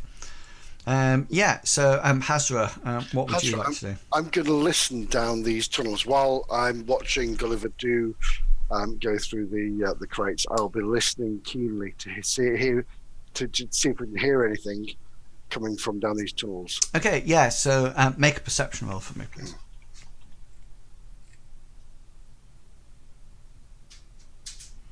Yeah, you can't. There seems to be nothing down these that you can hear at all. I can't feel any air pressure pushing against me or anything. No, it's just purely. Yeah, it's just there's no sound or noise or anything. Hengist, let's go down to you at the bottom end of the party. Angus is going to turn to Bartleby and says, "Don't worry, I'm not going too far, but it does appear to be some extensive rooms and corridors down here. Perhaps we've stumbled upon an underground dungeon or basement of some larger structure." Yeah, perhaps there's a portal of sorts here that we can get Gulliver to activate. Gulliver, and Bartleby's calling down. Yeah, and the first thing you both of you notice is that your voices echo a lot more down this side. You probably think it's because it's more stone rather than the soil and the earth that was up at the top. And then, especially Bartleby, when you shout Gulliver, and it's sort of like echoes round. Back up to you, Gulliver. Sorry, did you want to say something particular, Bartleby? No, I was kind of just doing the call out of Gulliver to trail off to Gulliver.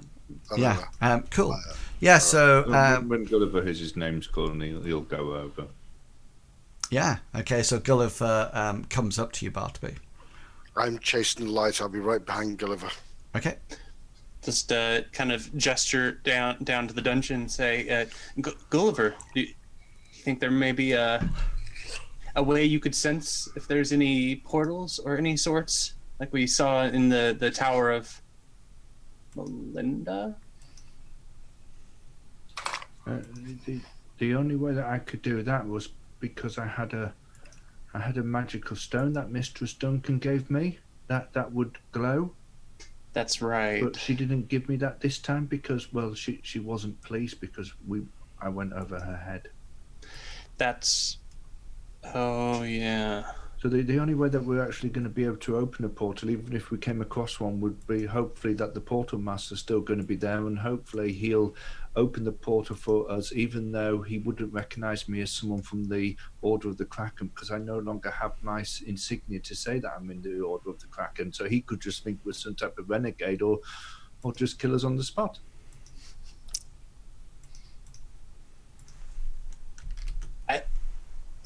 He has such a positive outlook, doesn't he, Bartleby? Let's just find a portal before we decide whether or not we're going to die. Are we looking for the portal, or are we looking for Angus' sister, or are we looking for Finiel, or? Actually, any of those would be suitable. I was hoping to go back to Lindowe as I missed the tavern, but I thought we were supposed to be coming here to find Finiel and the ram, or the guardian, or whoever was supposed to be here. Spider lady? No? We have seen an awful lot of spiders in this blood-soaked magical tomb.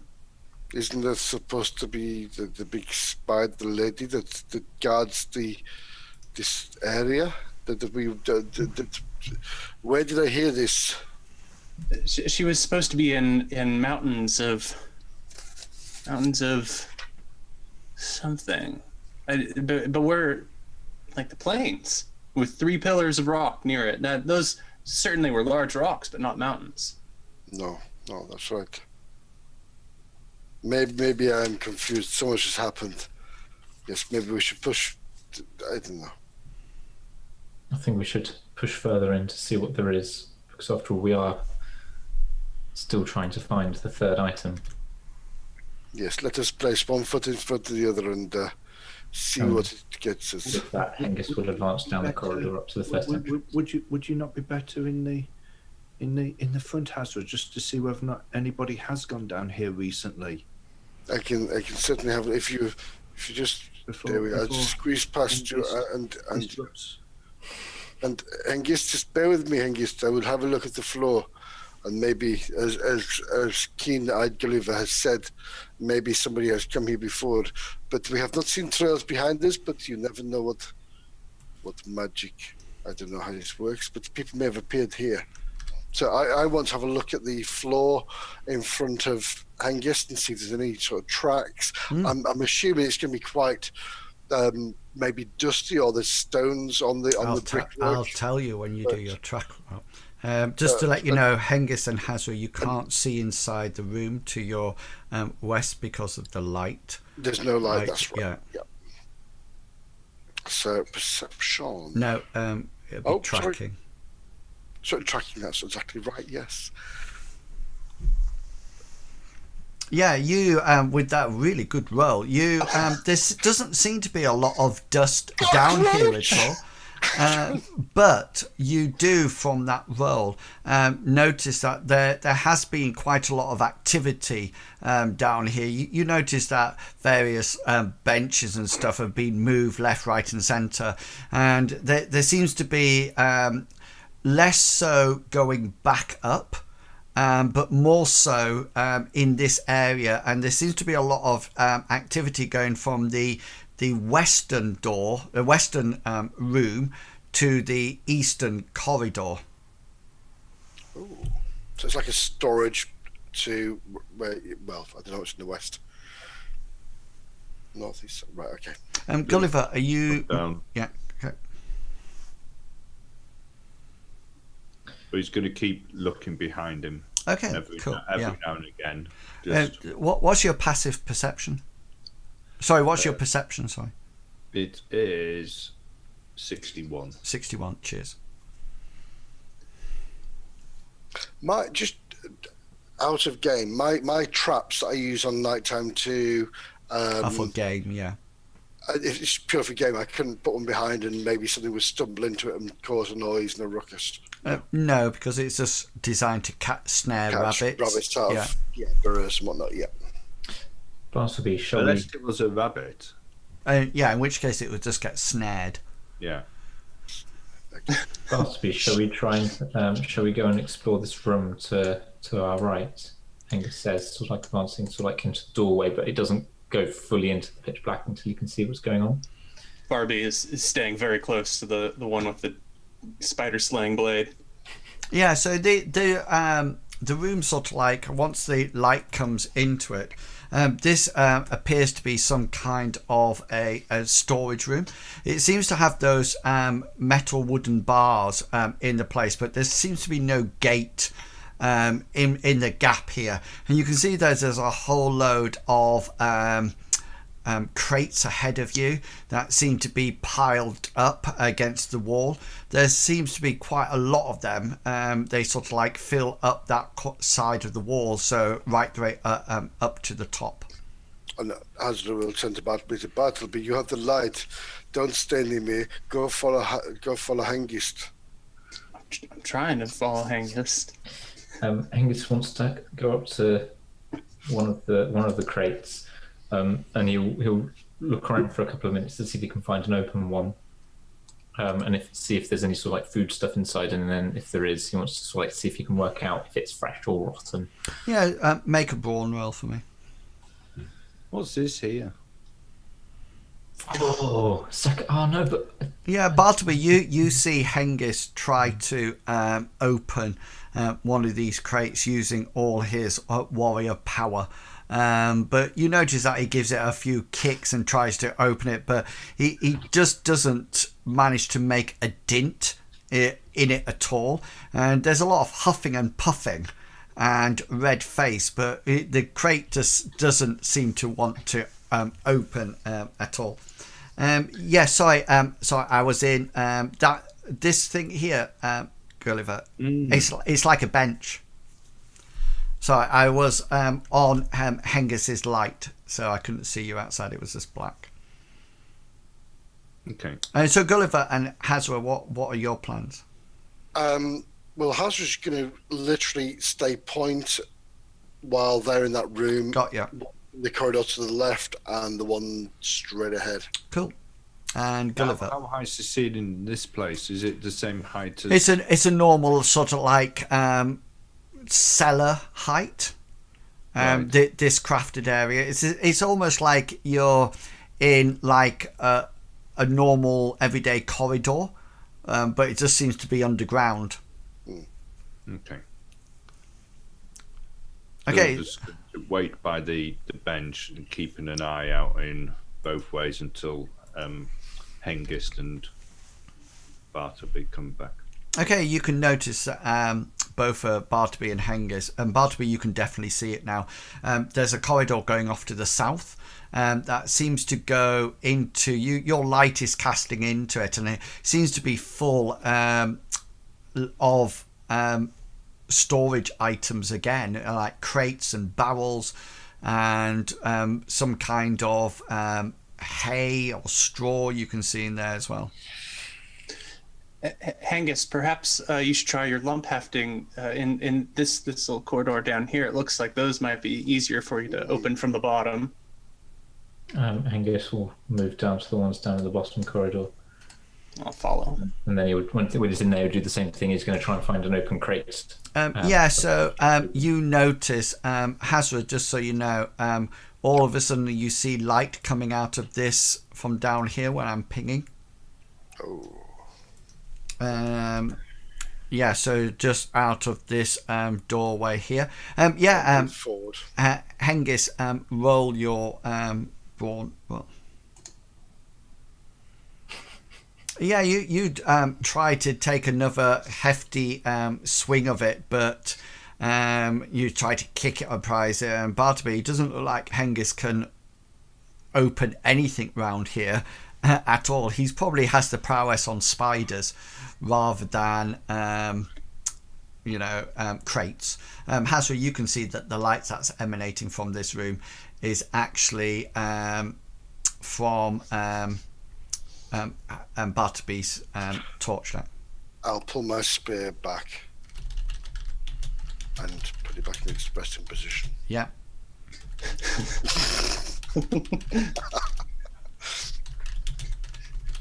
Now,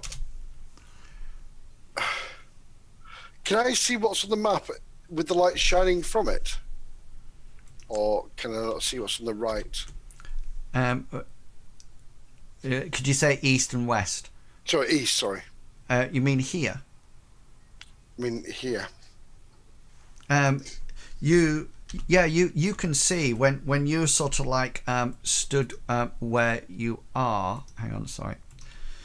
You can see from that from down that corridor there's like a blue glow that you've seen before. It's very much like the like a portal. Urban Falls. Yeah, I'm not too sure why it's breaking up there.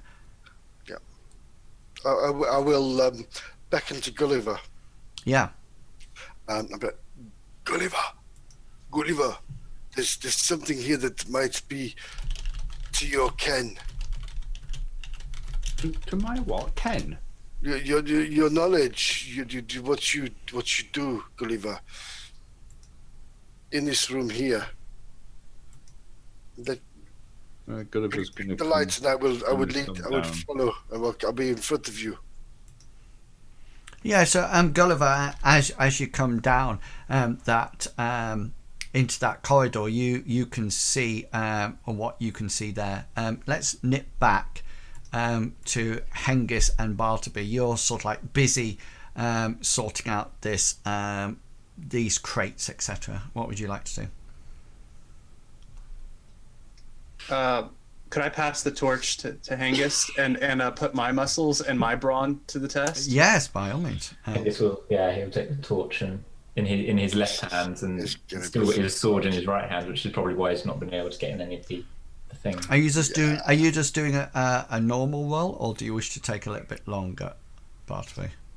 I think I will take a little bit longer, Okay. if at the very least, just so I can get some hype from Hengist about me being a street priest. Yeah. The one who really solve problems. Okay, cool. I'll roll away. Brawn away. You sort of like size it up for quite a while, but even then, unless you're looking it and wish to roll again, you find that these are quite solidly packed. Hasra and Gulliver, what would you like to do? Hasra will just carefully move into the room, but stay into the edge of the room. While Gulliver hopefully will... Just going to go in. You're just going to walk straight in, Gulliver?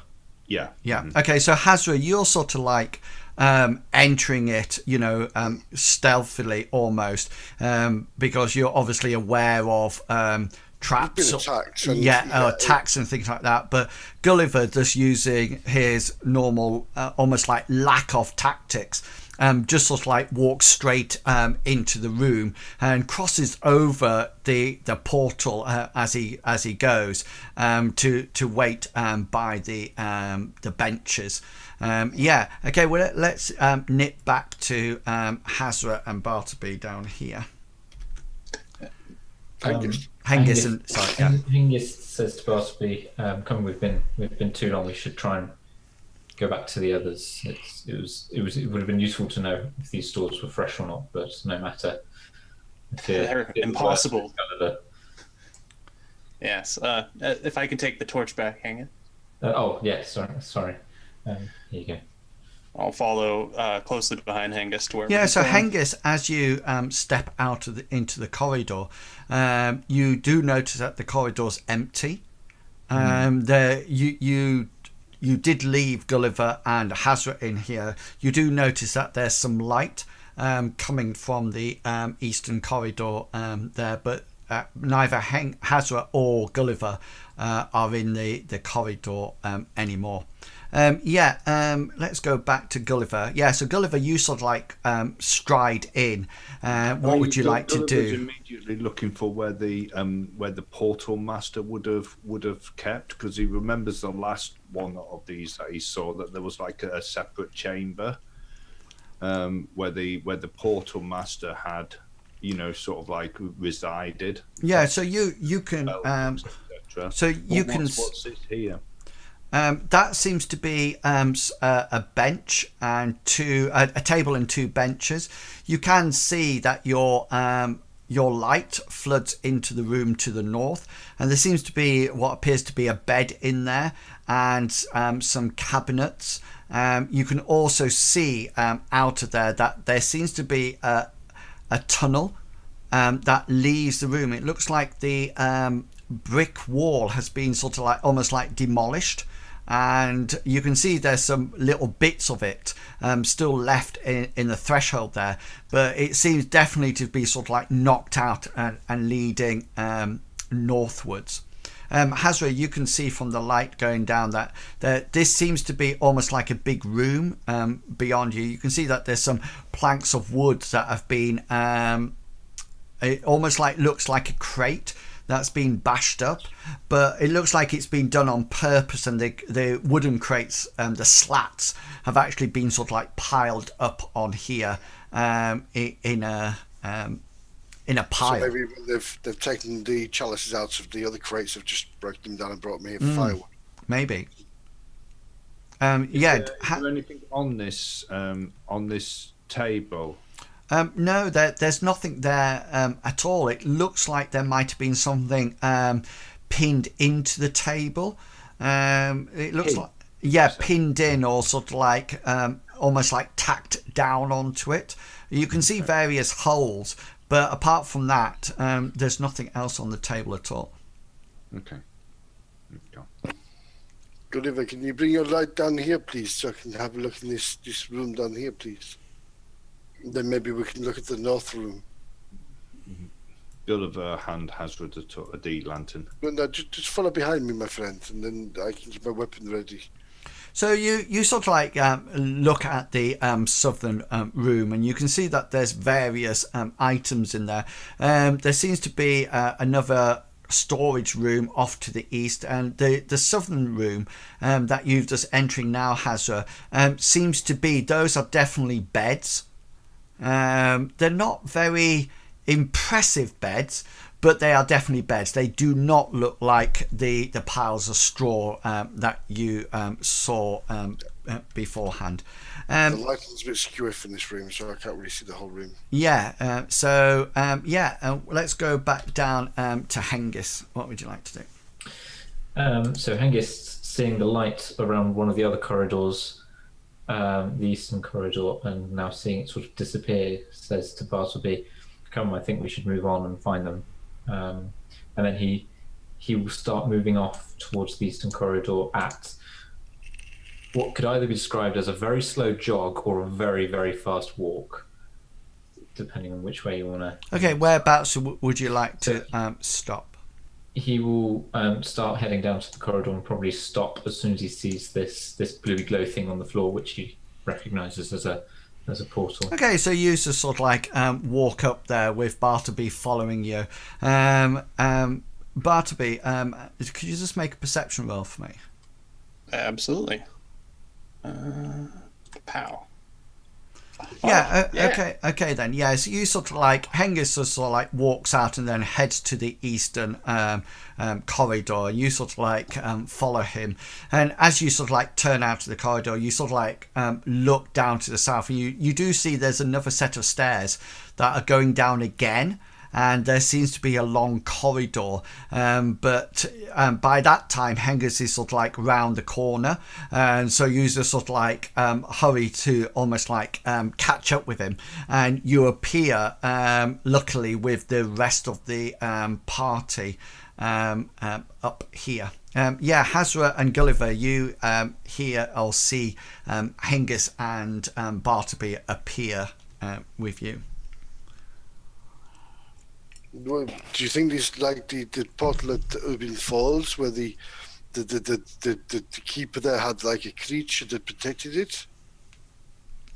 Perhaps that's what the spiders were. I never thought of that as a strange guardian type thing.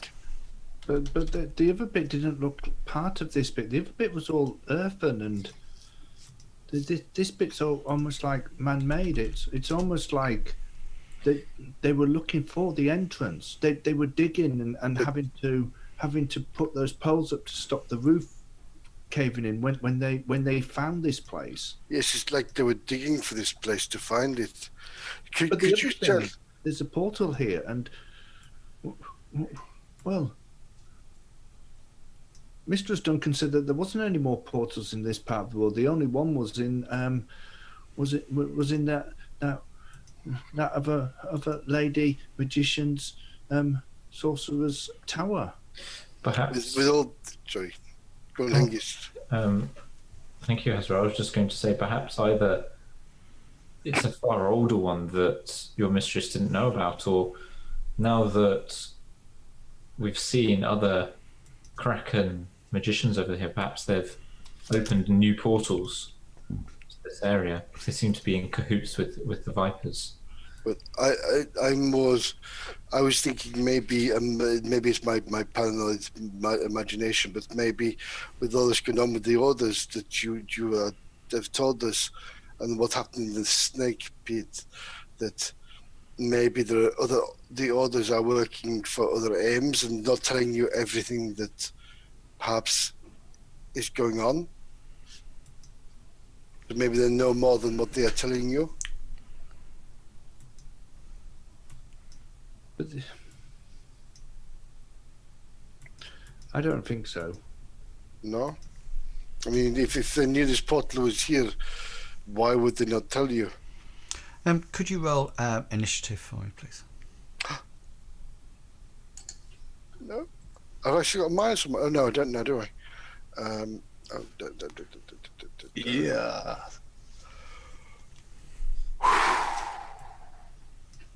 Nice roll, Gulliver. Okay, so what's going to happen? Something is going to happen, and you can tell me one action worth before it happens. So, for example, you could say, I'll move here, or you can say, I'll draw my weapon, or you can say, I'll leave the room.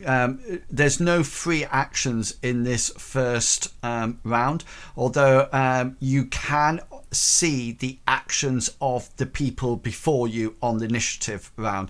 So this literally lasts 6 seconds as it goes. So I'm going to tell you what happens, and then that's it then. You won't have time to sort of like conflab between each other. We'll go straight into the order of Gulliver, Bartleby, Hengist, Hasra. Hengist and Hasra, who has the highest initiative bonus? Hasra most likely. I've got 9. 11. Yeah. Yeah, okay then. So, and then it'll be Hasra and then Hengist.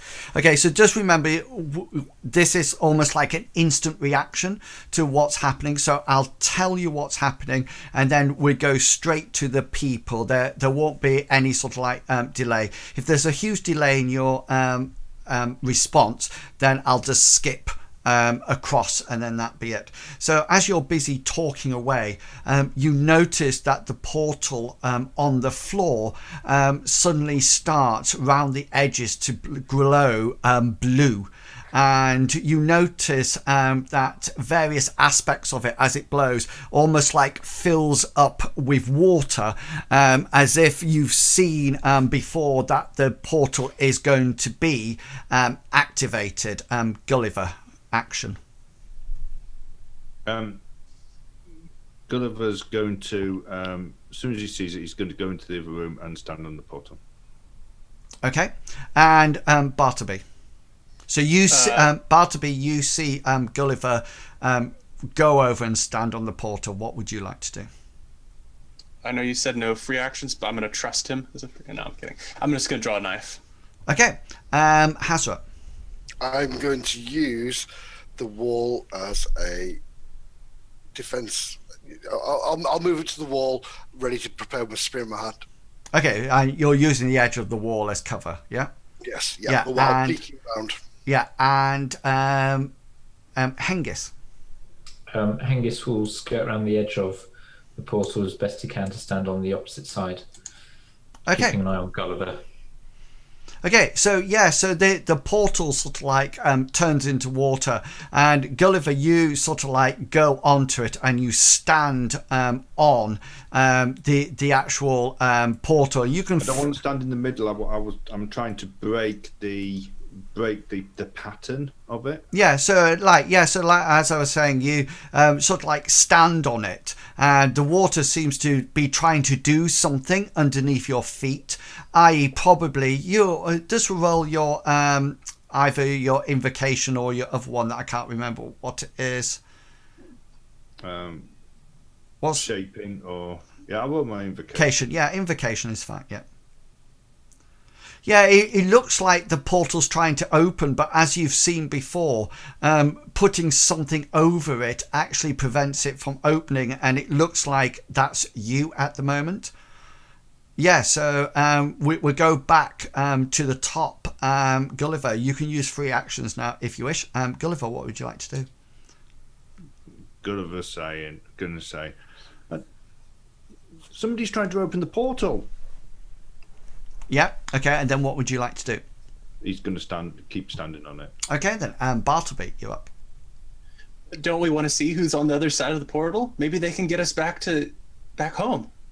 Is there any action that you would like to do? Your knife is drawn now.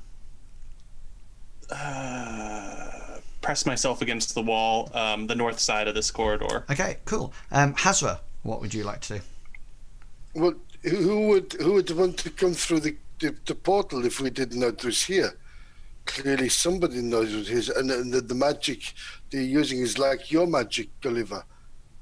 So it must be somebody you know, or somebody. Okay, you can't give a whole speech as a free action. And therefore, friends, Romans, and countrymen. Okay, yes. Is there? I won't move, but I will be still prepared at the edge of the wall. Are you left-handed, by the way? No, I'm right-handed, which means my weapon is on the wrong side. Yeah, that's all I know. You probably want to be on the opposite side. Maybe next turn. You probably want to. You still got an action. You can move to that. I will switch across, then, please. Yeah. Yes. I realised that last turn. So. I was going to wait until you tried to chuck it, and I say miss. It hits the wall. Yes, Hengist, you're up. You have a free action, and you have an action. Hengist is going to cross over to one of these slightly broken up crates. That's those are not. That's a table and 2 benches. Okay, he'll move over to them then, and then say, "Someone give me a hand with the bench." Okay then.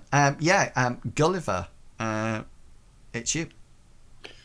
Gulliver's going to say, the last person we saw using the portal was that leader of the Vipers and a whole load of sorcerers, one of which tried to kill Hengist. Do you want it open or not?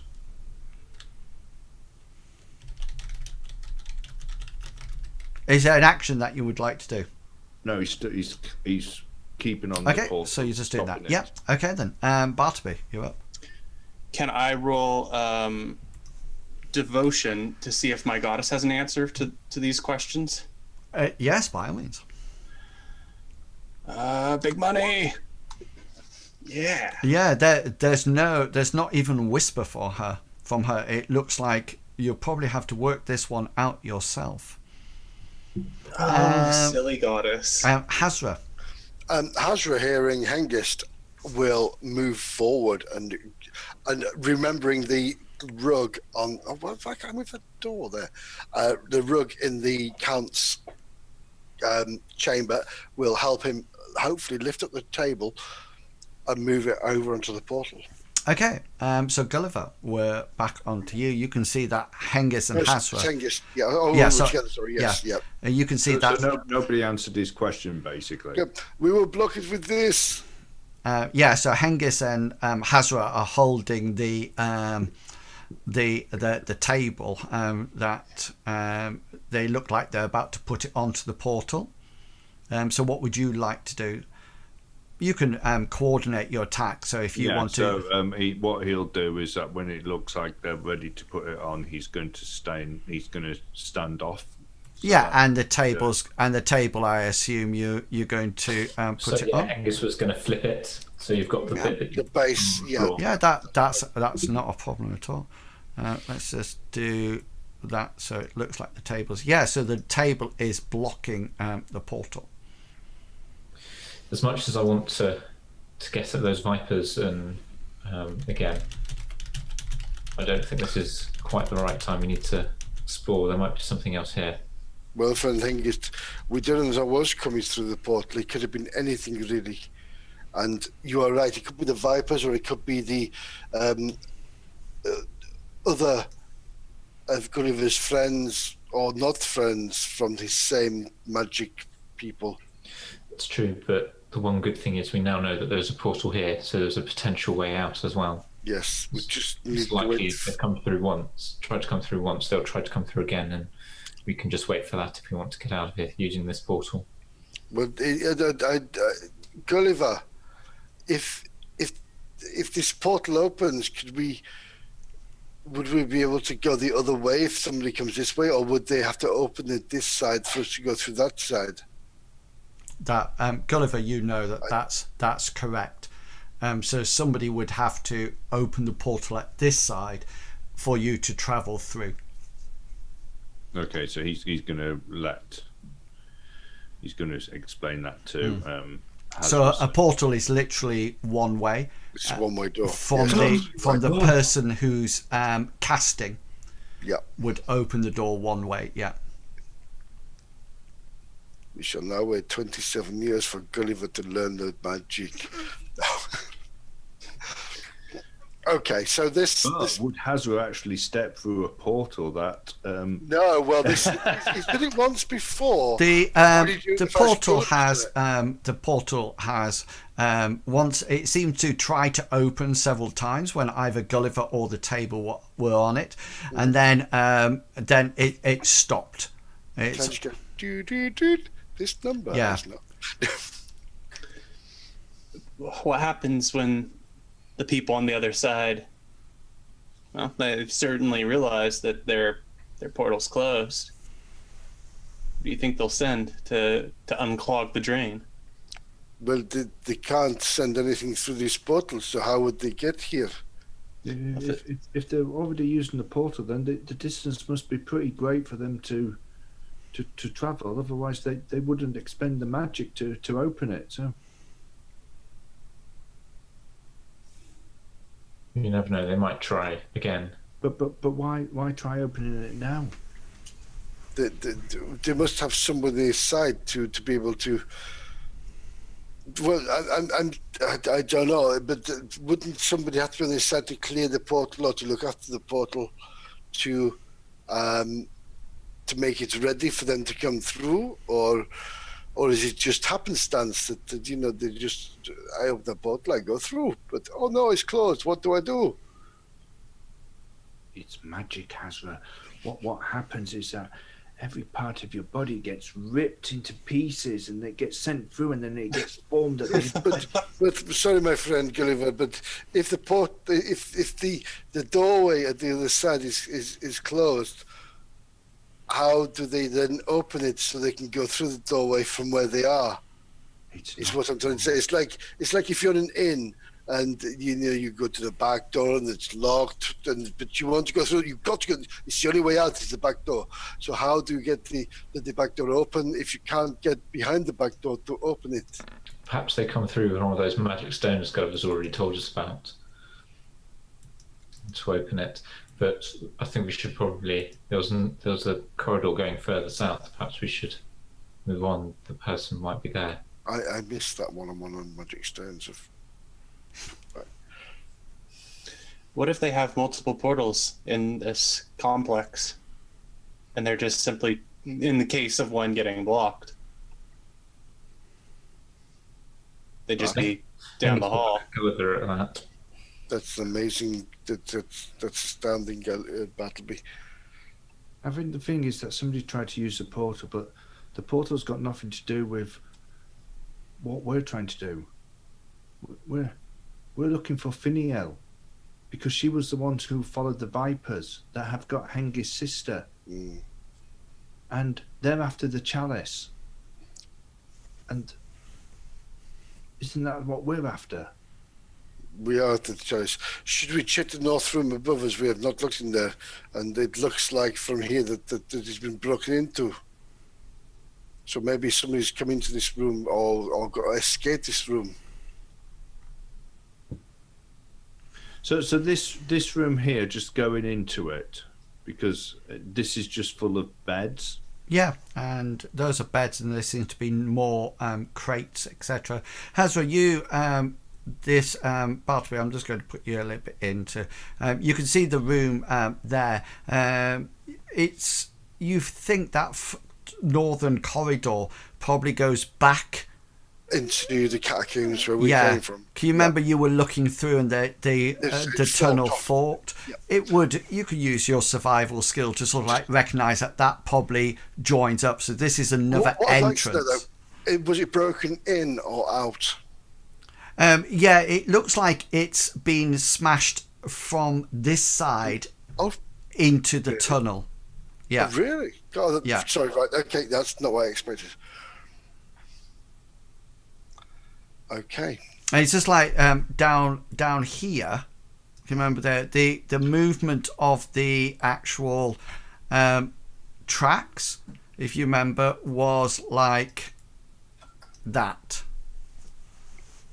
Coming into this room. Yeah, right. Yeah. Perhaps we should explore further, work out what this place is. Finiel might be further inside. Hengist, I think you're right. And perhaps we should maybe leave something in front of this entranceway where I am, and if somebody comes through, when we're away, we can see they've moved it out of the way, perhaps. And maybe they think it's falling over, has been an explosion or something, or a strange phenomenon. You can pick up a bench and put it across. Yeah, so I was thinking put a bench across there, just see if they move it out of the way to get into the room. Then, yeah. So what's the plan then? Right, let's head on down the corridor. Down this way. And then down to the south. To the main corridor and carry on down the main corridor south, I think. Okay then, so let's just put your... We can go two abreast, can't we? No, you can only go one up. But are you going in that order?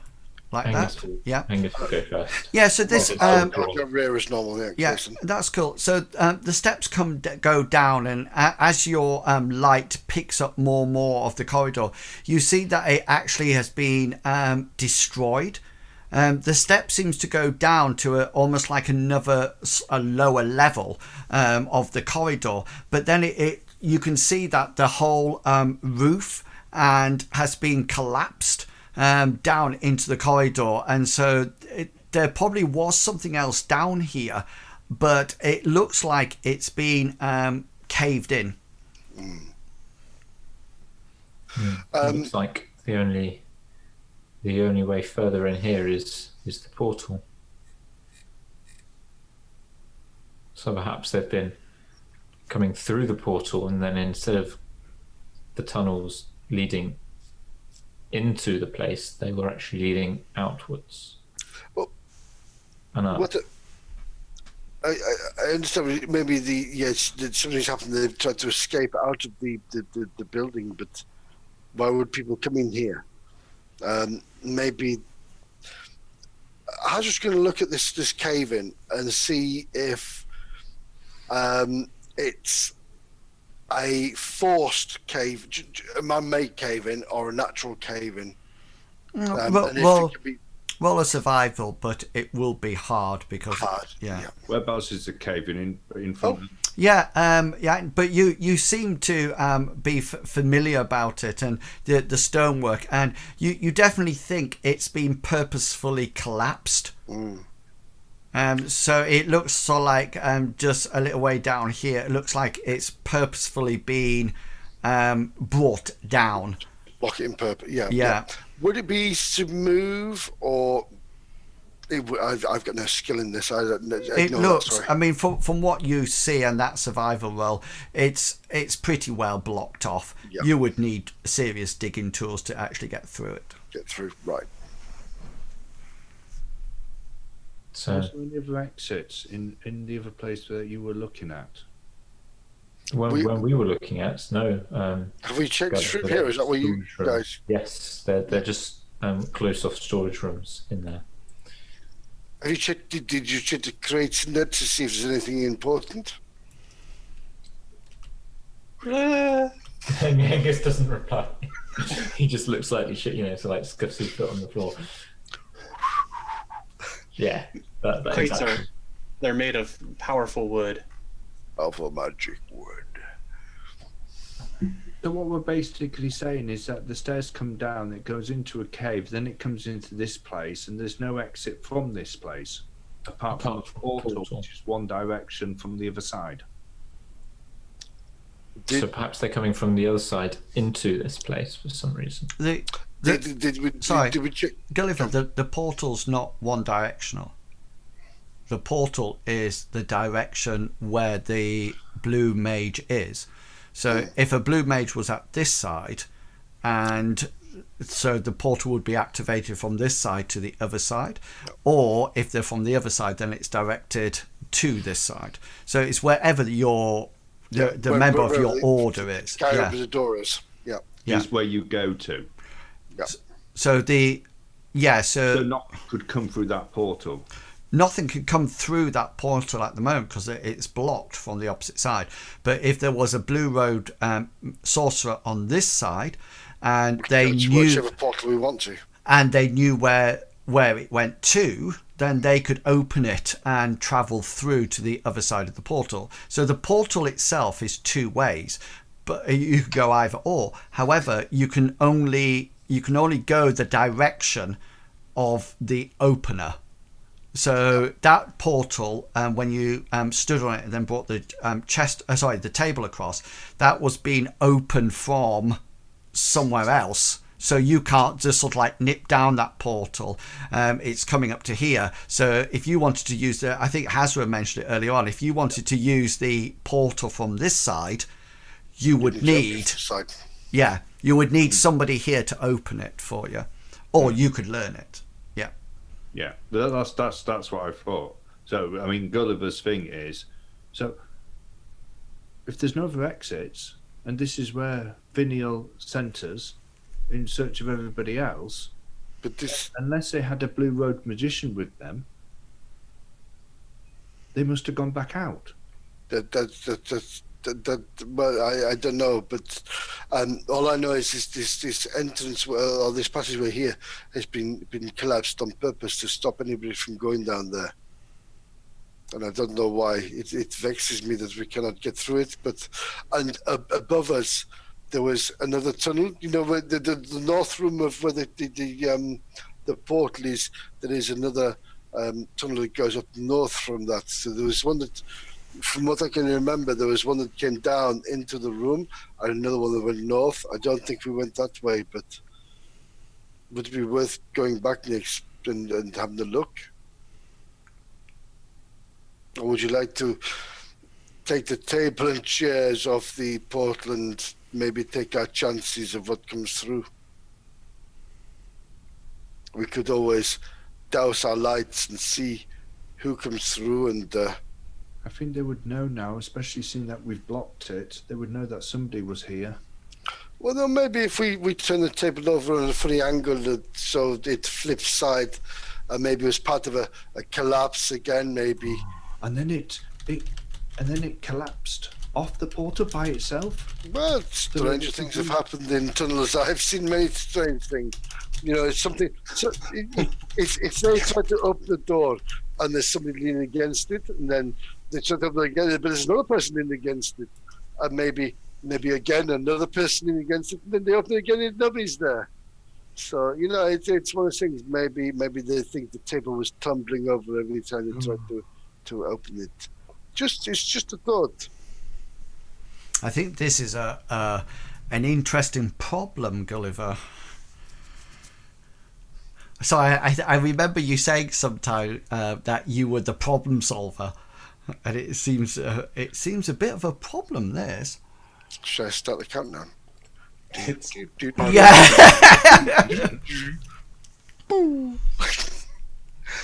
I know what the problem is. Right, so we're going to, Gulliver's going to go and explore this other tunnel to see where it comes out. Yeah, it comes. Follow. Yeah, hang on. It comes out exactly where I said beforehand. So it just comes out to that forked bit, you know, that Hasra saw earlier on. Yeah. And then there's northern fork, wasn't there, going off to north east? Yeah, and that goes into what appears to be another barred cell, keeper area. It's very similar to the one up at the top. You know, so the door's been removed from it, and it's got sort of like straw covered in spider silk in it. It's almost like they're the guardians of this portal. Yes, Gulliver, what are you doing in that room? So this is again like one of the other rooms. This is full of crates, yeah. But has it still got the bars? It's got the bars, but this one has the actual door on, and it's open. Right. So the door on this one, can you tell whether or not it's latched or whether or not it could be locked? It seems to have a keyhole mechanism on it, so it does have a locking facility. Right. But it's closed, did you say? No, it's open. Oh, all right. Okay. Yeah. So he's going to go through there, and then there's more crates in here, is there? Correct. Yeah. Full of chalices.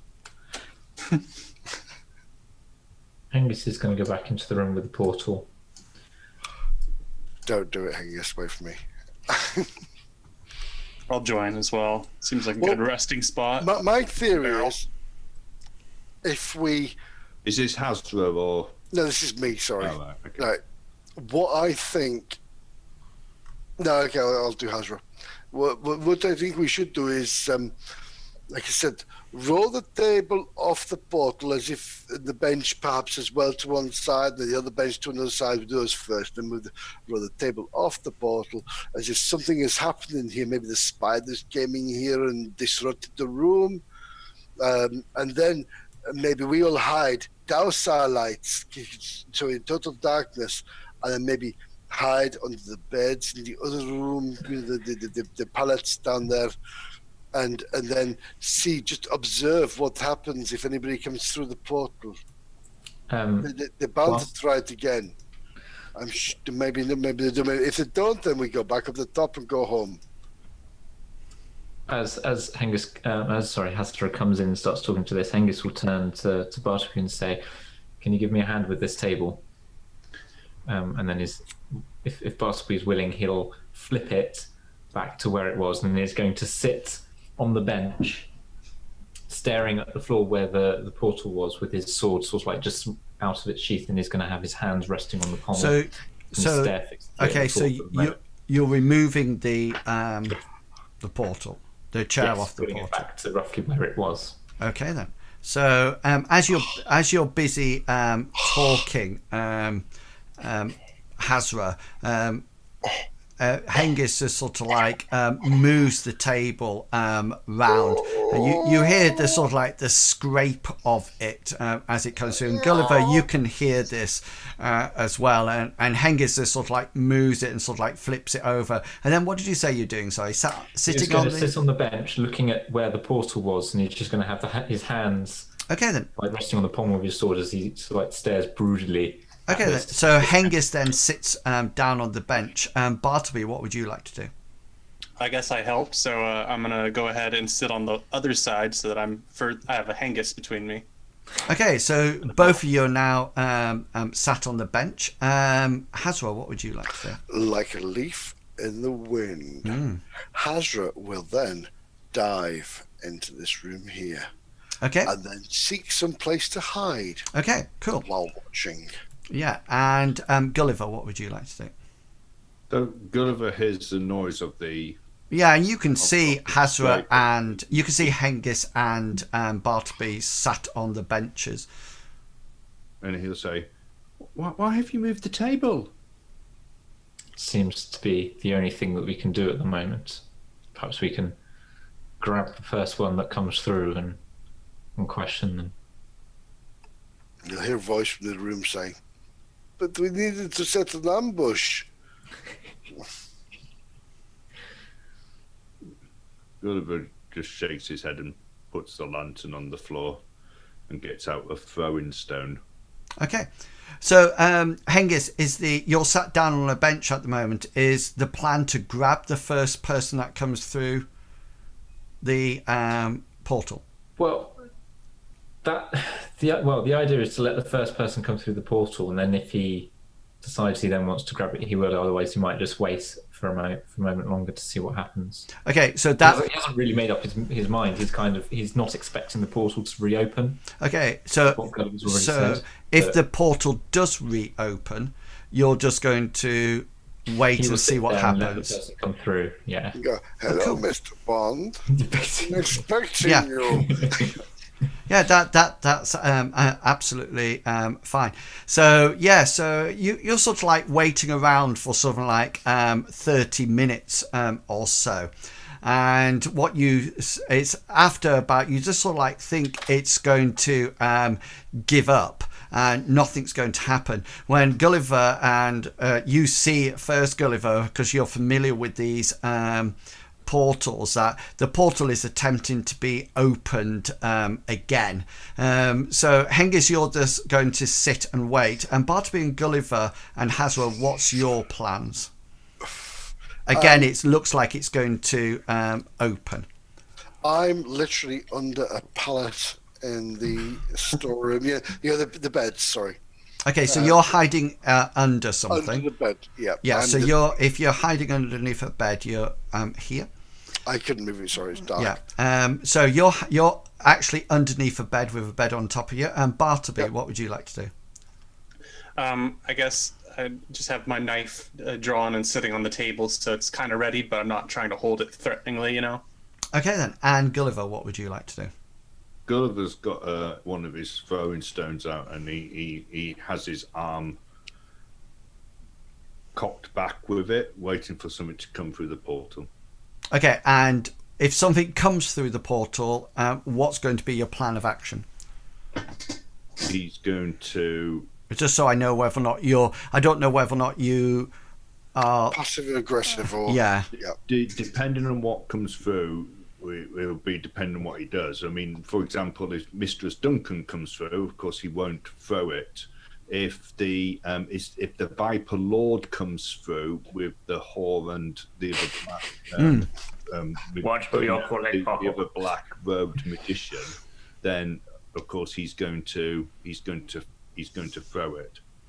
Okay, yeah. So the water sort of like starts to move and sort of starts to formulate. Hasra, you'll hear something in a moment, but that'll be it. And the water sort of like starts to fill up the portal, and then all of a sudden. Something almost like springs from the portal. It seems to be some kind of a hooded man, and he sort of like springs out quite deftly from the portal. And as he sort of like comes out of it, it's almost as if he almost like senses you guys round the place. He comes out, he seems to be carrying some kind of weapon with him, and as he sort of like jumps out, Hengers, he swings this weapon violently at yourself. Could you have a choice? You can either make an evade roll to dodge out the way of it, i.e. you will be left prone on the floor, or you can just stay where you are and do nothing. What would you like to do? He's just good. Hengist will try and evade it because he doesn't want to have his face sliced up. Okay, so roll your evade. Yeah, so you sort of like see this, what appears to be almost like a long staff coming towards you, and you just sort of like think, good grief, and you try to launch yourself out the way of the staff. Unfortunately, you try to dive out the way, but the staff comes round a lot quicker, getting a higher score than you on your evade, and it comes round, it just whacks you firmly on your head. How much armor do you have? I don't have any armor on my head. Okay. So you take 1 point of damage as this staff wheels round, and sorry, I've got his hang on, there's another one because he has a damage modifier. You take 4 points of damage as this staff whizzes round and whacks on the side of your head. Are you still in positive numbers? I am, yes. Yeah, cool. And Bartleby, you see Hengist try to get out the way, and this staff whiz round and just whack Hengist on the head. He does manage to make his evade roll. He carries on his evade roll, and he sort of like launches himself. You see him launch himself out the way as this staff sort of like whacks him on the head, and he falls prone on the ground next to it. Gulliver and sorry, Bartleby, what would you like to do now? You're sat passively on this table with a dagger in front of you. What would you like to do? I'd like to hold my dagger up defensively if I can and say something like, "Hey, we're friendly." Okay, so you sort of like hold up your dagger defensively and say, "Hey, we're friendly." Gulliver, what would you like to do? You have got a stone ready. Yeah, he throws it. As soon as he sees the person sort of like swinging at Hengist, he would have thrown it. Okay, yeah. So roll your combat style. Yeah, that's that's a nice hit, and you sort of like lob it and sort of like like that with the stone, and the stone sort of like flies towards this guy, and this guy who's just sort of like whacked Hengist on the head and knocked him out turns round, and it almost like gets really close to him before you notice that his other hand whips out from inside. He's sort of like holding his weapon and catches your stone quite neatly in his hand. It's at that point that you he sort of like shakes his head, and you notice that the black, the hood falls down from his head to actually reveal who it is.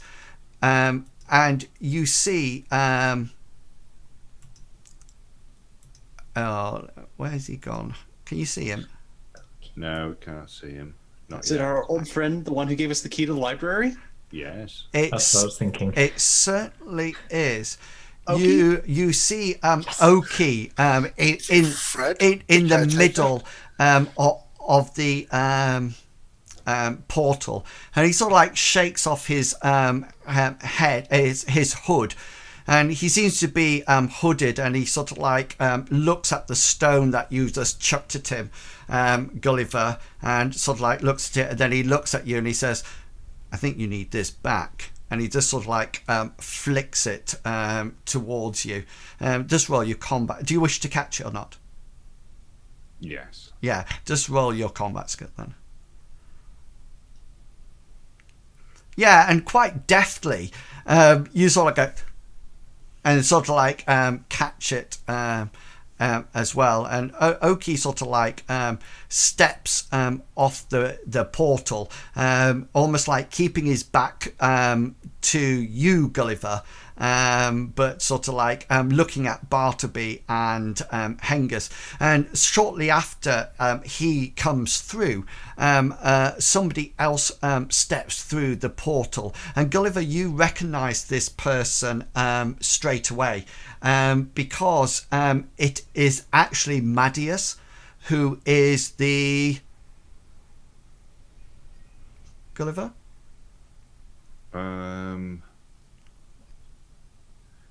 Leader of the Red Council.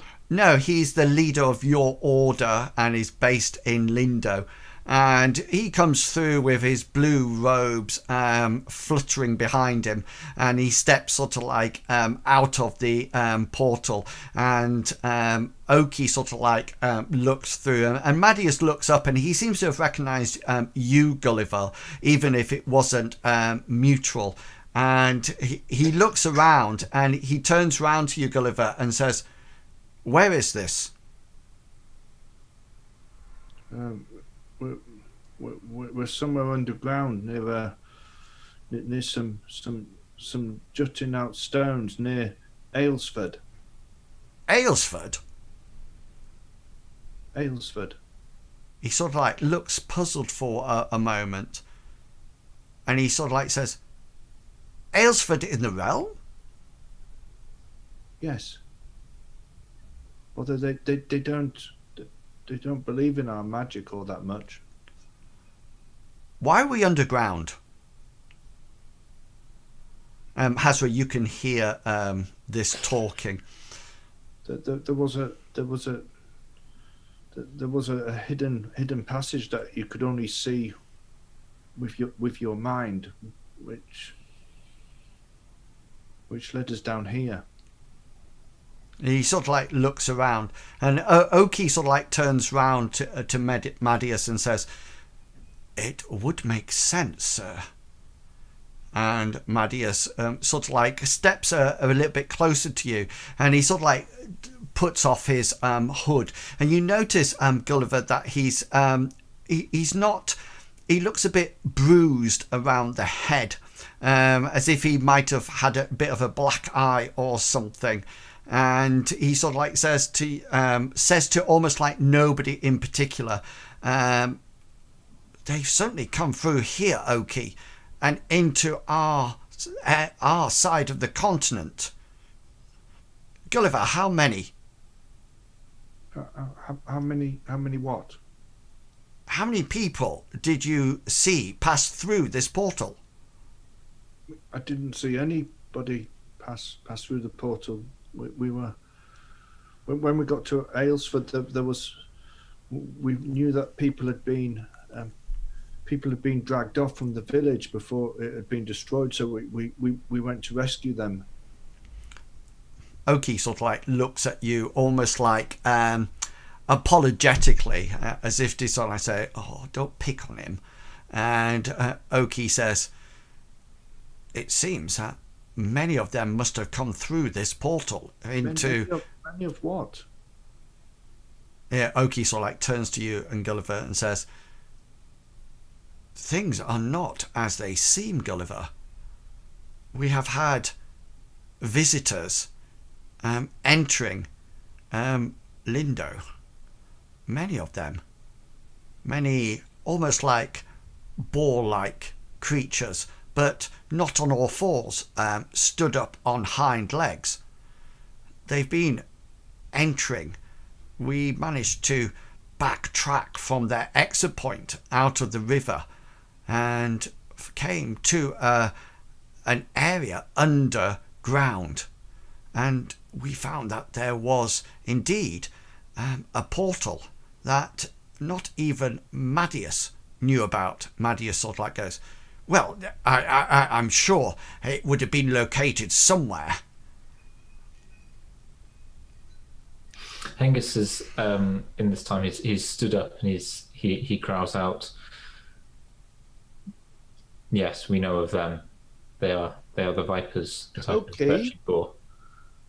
Okay, what's my favourite food? Cheese. Oh.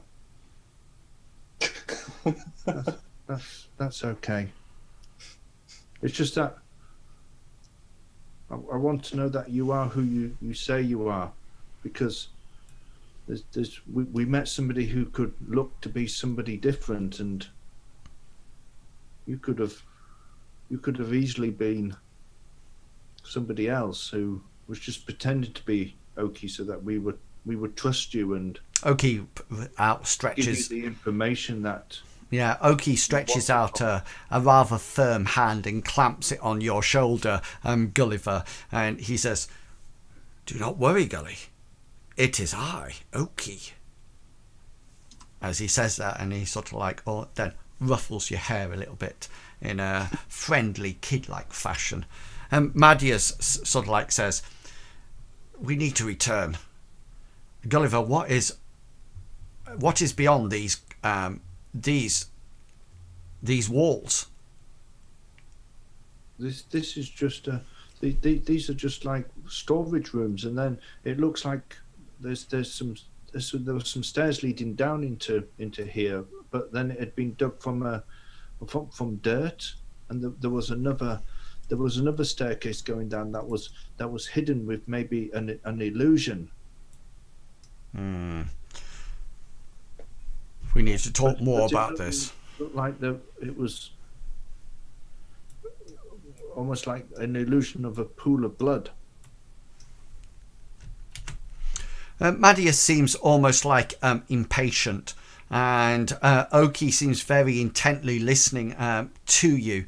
But after a while, he's almost like thinking. They agree that you have to sort of like leave, and almost like return to the other side of the portal. And Madius opens it for you. And you do indeed, as you previously expected, Gulliver, appear into an area that does look like underneath the hairy hobgoblin. And you can see that there are the remains of a portal here. And as you come out of it and everybody steps off it, you notice that Madius starts to place things over it, bits of rock or branches and logs and things like that, in the same way that you were doing to almost like block it. And as you sort of like journey with them, you seem to be under Lindowe, and they tell you of various events and what they've been noticing. So they've noticed these boar-like creatures were coming out of a tunnel and then were heading almost like on a northeasterly fashion. And there were some humans there as well, and they seem to be quite intent on going to somewhere to do something. And as they were coming back down the tunnel, they passed, because they quickly sort of like hid a human, Oki and Madius think, a human that appeared to be wearing blood red robes, thick blood red robes that had the trim round these robes were almost like dark mucky blue, and blood red robes, and this sort of like trim round it, and the cowl was completely over his face, and they sort of like got out of the way in time as this sort of like person passed them. They sort of like dived into a side corridor. And does that description match any of the wizards that we saw, the sorcerers that we saw in the Viper Den? Do you know, before they went through the portal? No. They all seem to have their set robes. Yes, correct. This one looks more like it's a mixture of several, is it? Yeah, very, very much so. The only thing that wouldn't be there is that there doesn't the white one. Yeah, and it's interesting because as this robed person passed the hiding place, Madius and Oki talk about it stopping, and they're not too sure, but they almost like heard a cynical giggle before they went off. Oki followed that one, and the rogue magician soon lost him, which is quite impressive to lose or get the better of Oki, as you know. And could they tell whether or not it was male or female? No. Would it have been a giggle more? Or no, it was a cynical. Yeah, I mean, it was almost like a cynical giggle. It wasn't high pitched, so they presume it could have been more male than female. Anyway, Madius came to this site that you're at now and had to deal with some of these Borkin that were still around at this site, which he did quite adeptly, but did take some bruising from the battle. And they then sort of like mention that they then tried to get through the portal, but found that it was blocked on the other side, but actually checked out the rest of this tunnel, then came back and tried again. And that's when they sort of like passed through to you. And you do indeed seem to be back at Lindowe, almost like underground. And pretty soon you manage to get the tunnels and they take you back up into Lindowe. However, Lindowe's not the town it was. And you notice when you actually go in, it's quite... it's not late at night. It's only about 8 o'clock or so. But you notice that the majority of the people, there's nobody on the streets at all. And Madius and Oki talk to you about a curfew, that everybody, there's allowed to be nobody on the streets after dark, after the attack on the Council of Wizards. You also notice as you walk around that shops seem to be boarded up and for the night, and there's not even the usual bustle. And you also notice that when you eventually get to when you walk past the red robes, the red wizards abode, etc., that it's all almost like boarded up and locked. And Madius explains to you that after the assassination, that wizards, the sorcerers, are tolerated rather than they no longer are impressed. And Count Bastian has actually doubled the guards around Lindowe every night, and there's a curfew between sunset and sunrise. Lindowe wants to ask whether or not the assassination attempt was successful. Madius is really and truly, he looks at you, and just make an insight roll for me, please. Is it insight in this game? Yeah.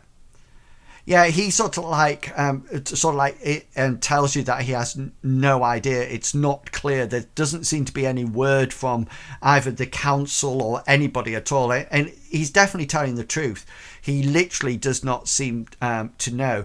What they seem to be really concerned about was where all these Borkin and bandits were going, and also who was this dark red robe magician or sorcerer. And eventually they think he was a sorcerer because they think he was probably responsible for opening the portal. Yeah. And eventually you sort of like, they take you to either Bartleby, you can go back to your church, or to your abode, wherever you would like to be, and they instruct you to meet them at sunrise in the hairy hobgoblin to discuss further the clues that you might bring across from the realm, from Advent into this storyline, and to see what could be done next.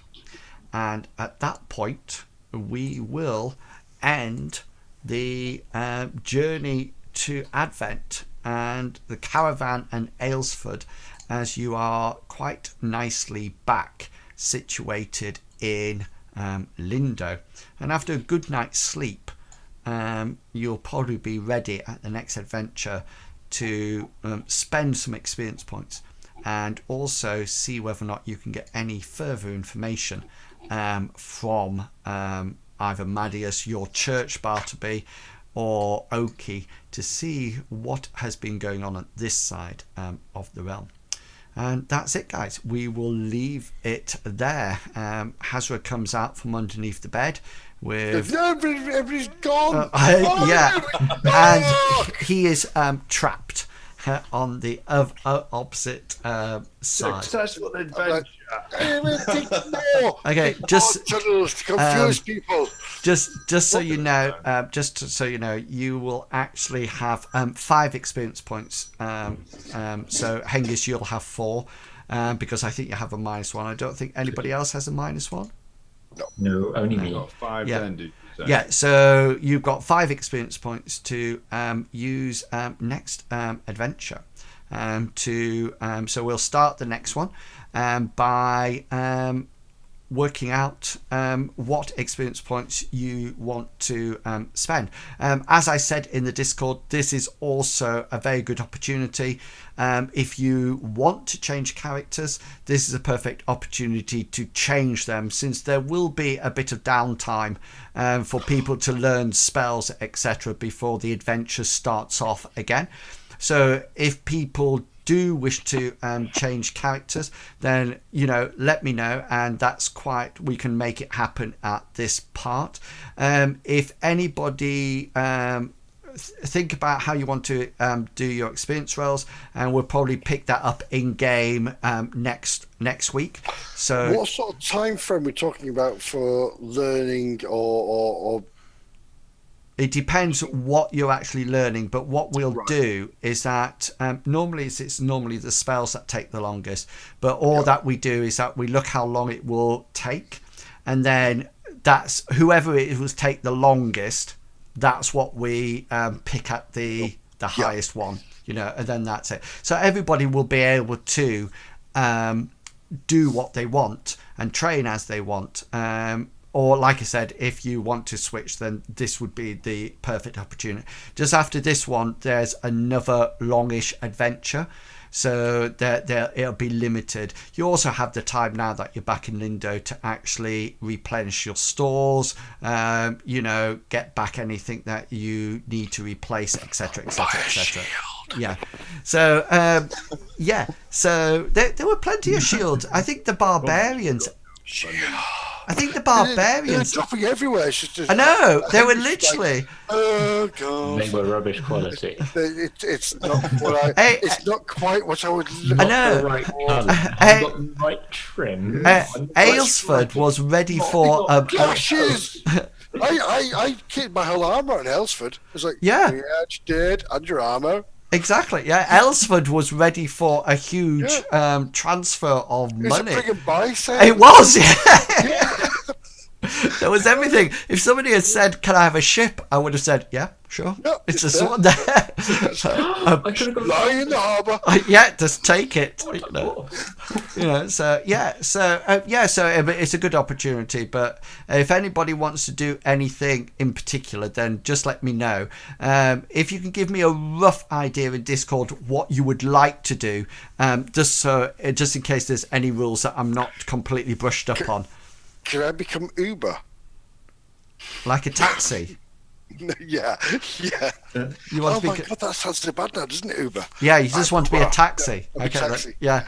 So so ignore you'll that. be able to do it. And if there's any, so just private message me before next week, so I know roughly how you're going to spend your points. There's no need to do any rolls or anything like that. We'll actually do those rolls in the actual game. Don't forget that you will have fumble rolls to do, but that just increases. Do fumble rolls just increase by one? Yeah, by one. So do those. I always thought we should do those. My theory was before we should do that. If you fumble, shouldn't you then increase that the following game or not? Well, there's two sort of like camps about it. Two schools of thought. Yeah, there's the same about it with the actual experience rolls. Because you can actually, if you think about it, you're just going to practice and then gain the skill rolls. So some people sort of like think that, say, you can actually do it as you go along. That's it. You learn from experience. Yeah, but therefore it makes it a little bit. There's a little bit of there's too much of a difference. So I was going to use the word dichotomy, but I changed it. There's too much of a difference between the classes then, because spells you can't learn. Yeah. But fighting skills would be naturally progressing. Spell casting would be naturally progressing, but new spells would not. What I was aiming at, it was fumbles. So, for example, Hengist fumbled on was it an evade? Yeah. Was it? Sorry. So, wouldn't he then learn? Oh my god, I shouldn't do that again.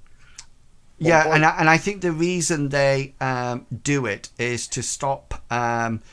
Once you've had it, they sort of like say you tick it, and then you get to a suitable time. Again, I suppose. Yeah, and you just sort of like then learn through practice and training, just sort of like making it simple. Yeah. So if you can message me, guys, before Saturday, how you want to spend your points, and then we could do the rolls, etc., when we get into the game. And so you're back now to Lindowe, and the next adventure is all made up and ready to go. So does anybody have any announcements that they would like to make? I'm still a lady. Cool. They do not. Mr. Pickles? I don't have anything today. Okay. I can say, but buy merch at inwills.com. Yes. Yeah. Well worth it. I survived for this. You survived because you bought my merch. I know, red shirt and merch. Brilliant. So if you're watching and my players, I hope you all enjoyed tonight's escapade. And you will be, if you come back next week, you'll see us do experience rolls and set off on a new adventure with the same players, but maybe same characters or different characters. We don't know yet. Thank you. Merry Christmas to you as well, G Diablo. And we'll see what happens. And you, Violet Gumby, as well. So we'll see what happens then. I do have information video about what actually Mythras is all about, And also, I've got a combat one coming up, which the spider fight will now appear in as an example of gameplay afterwards. So thank you to everybody who kept me on the straight and narrow throughout that. So apart from that, Merry Christmas to everybody. We will be back next Saturday, but if you're missing it, then make sure you have a wonderful festive season. And I'll be back tomorrow at 2:00 in the afternoon for GMT time for some more ESO. And then we'll be back this time next week for some Mythras, so do come along and join us then. Until then, I would just like to say to each and every one of you, please remember to be who you are and say what you think, because the people who mind don't matter, and the people who matter don't mind. Have fun, and I'll catch you all later. And until then, happy RPGing. See you all later, guys. Bye.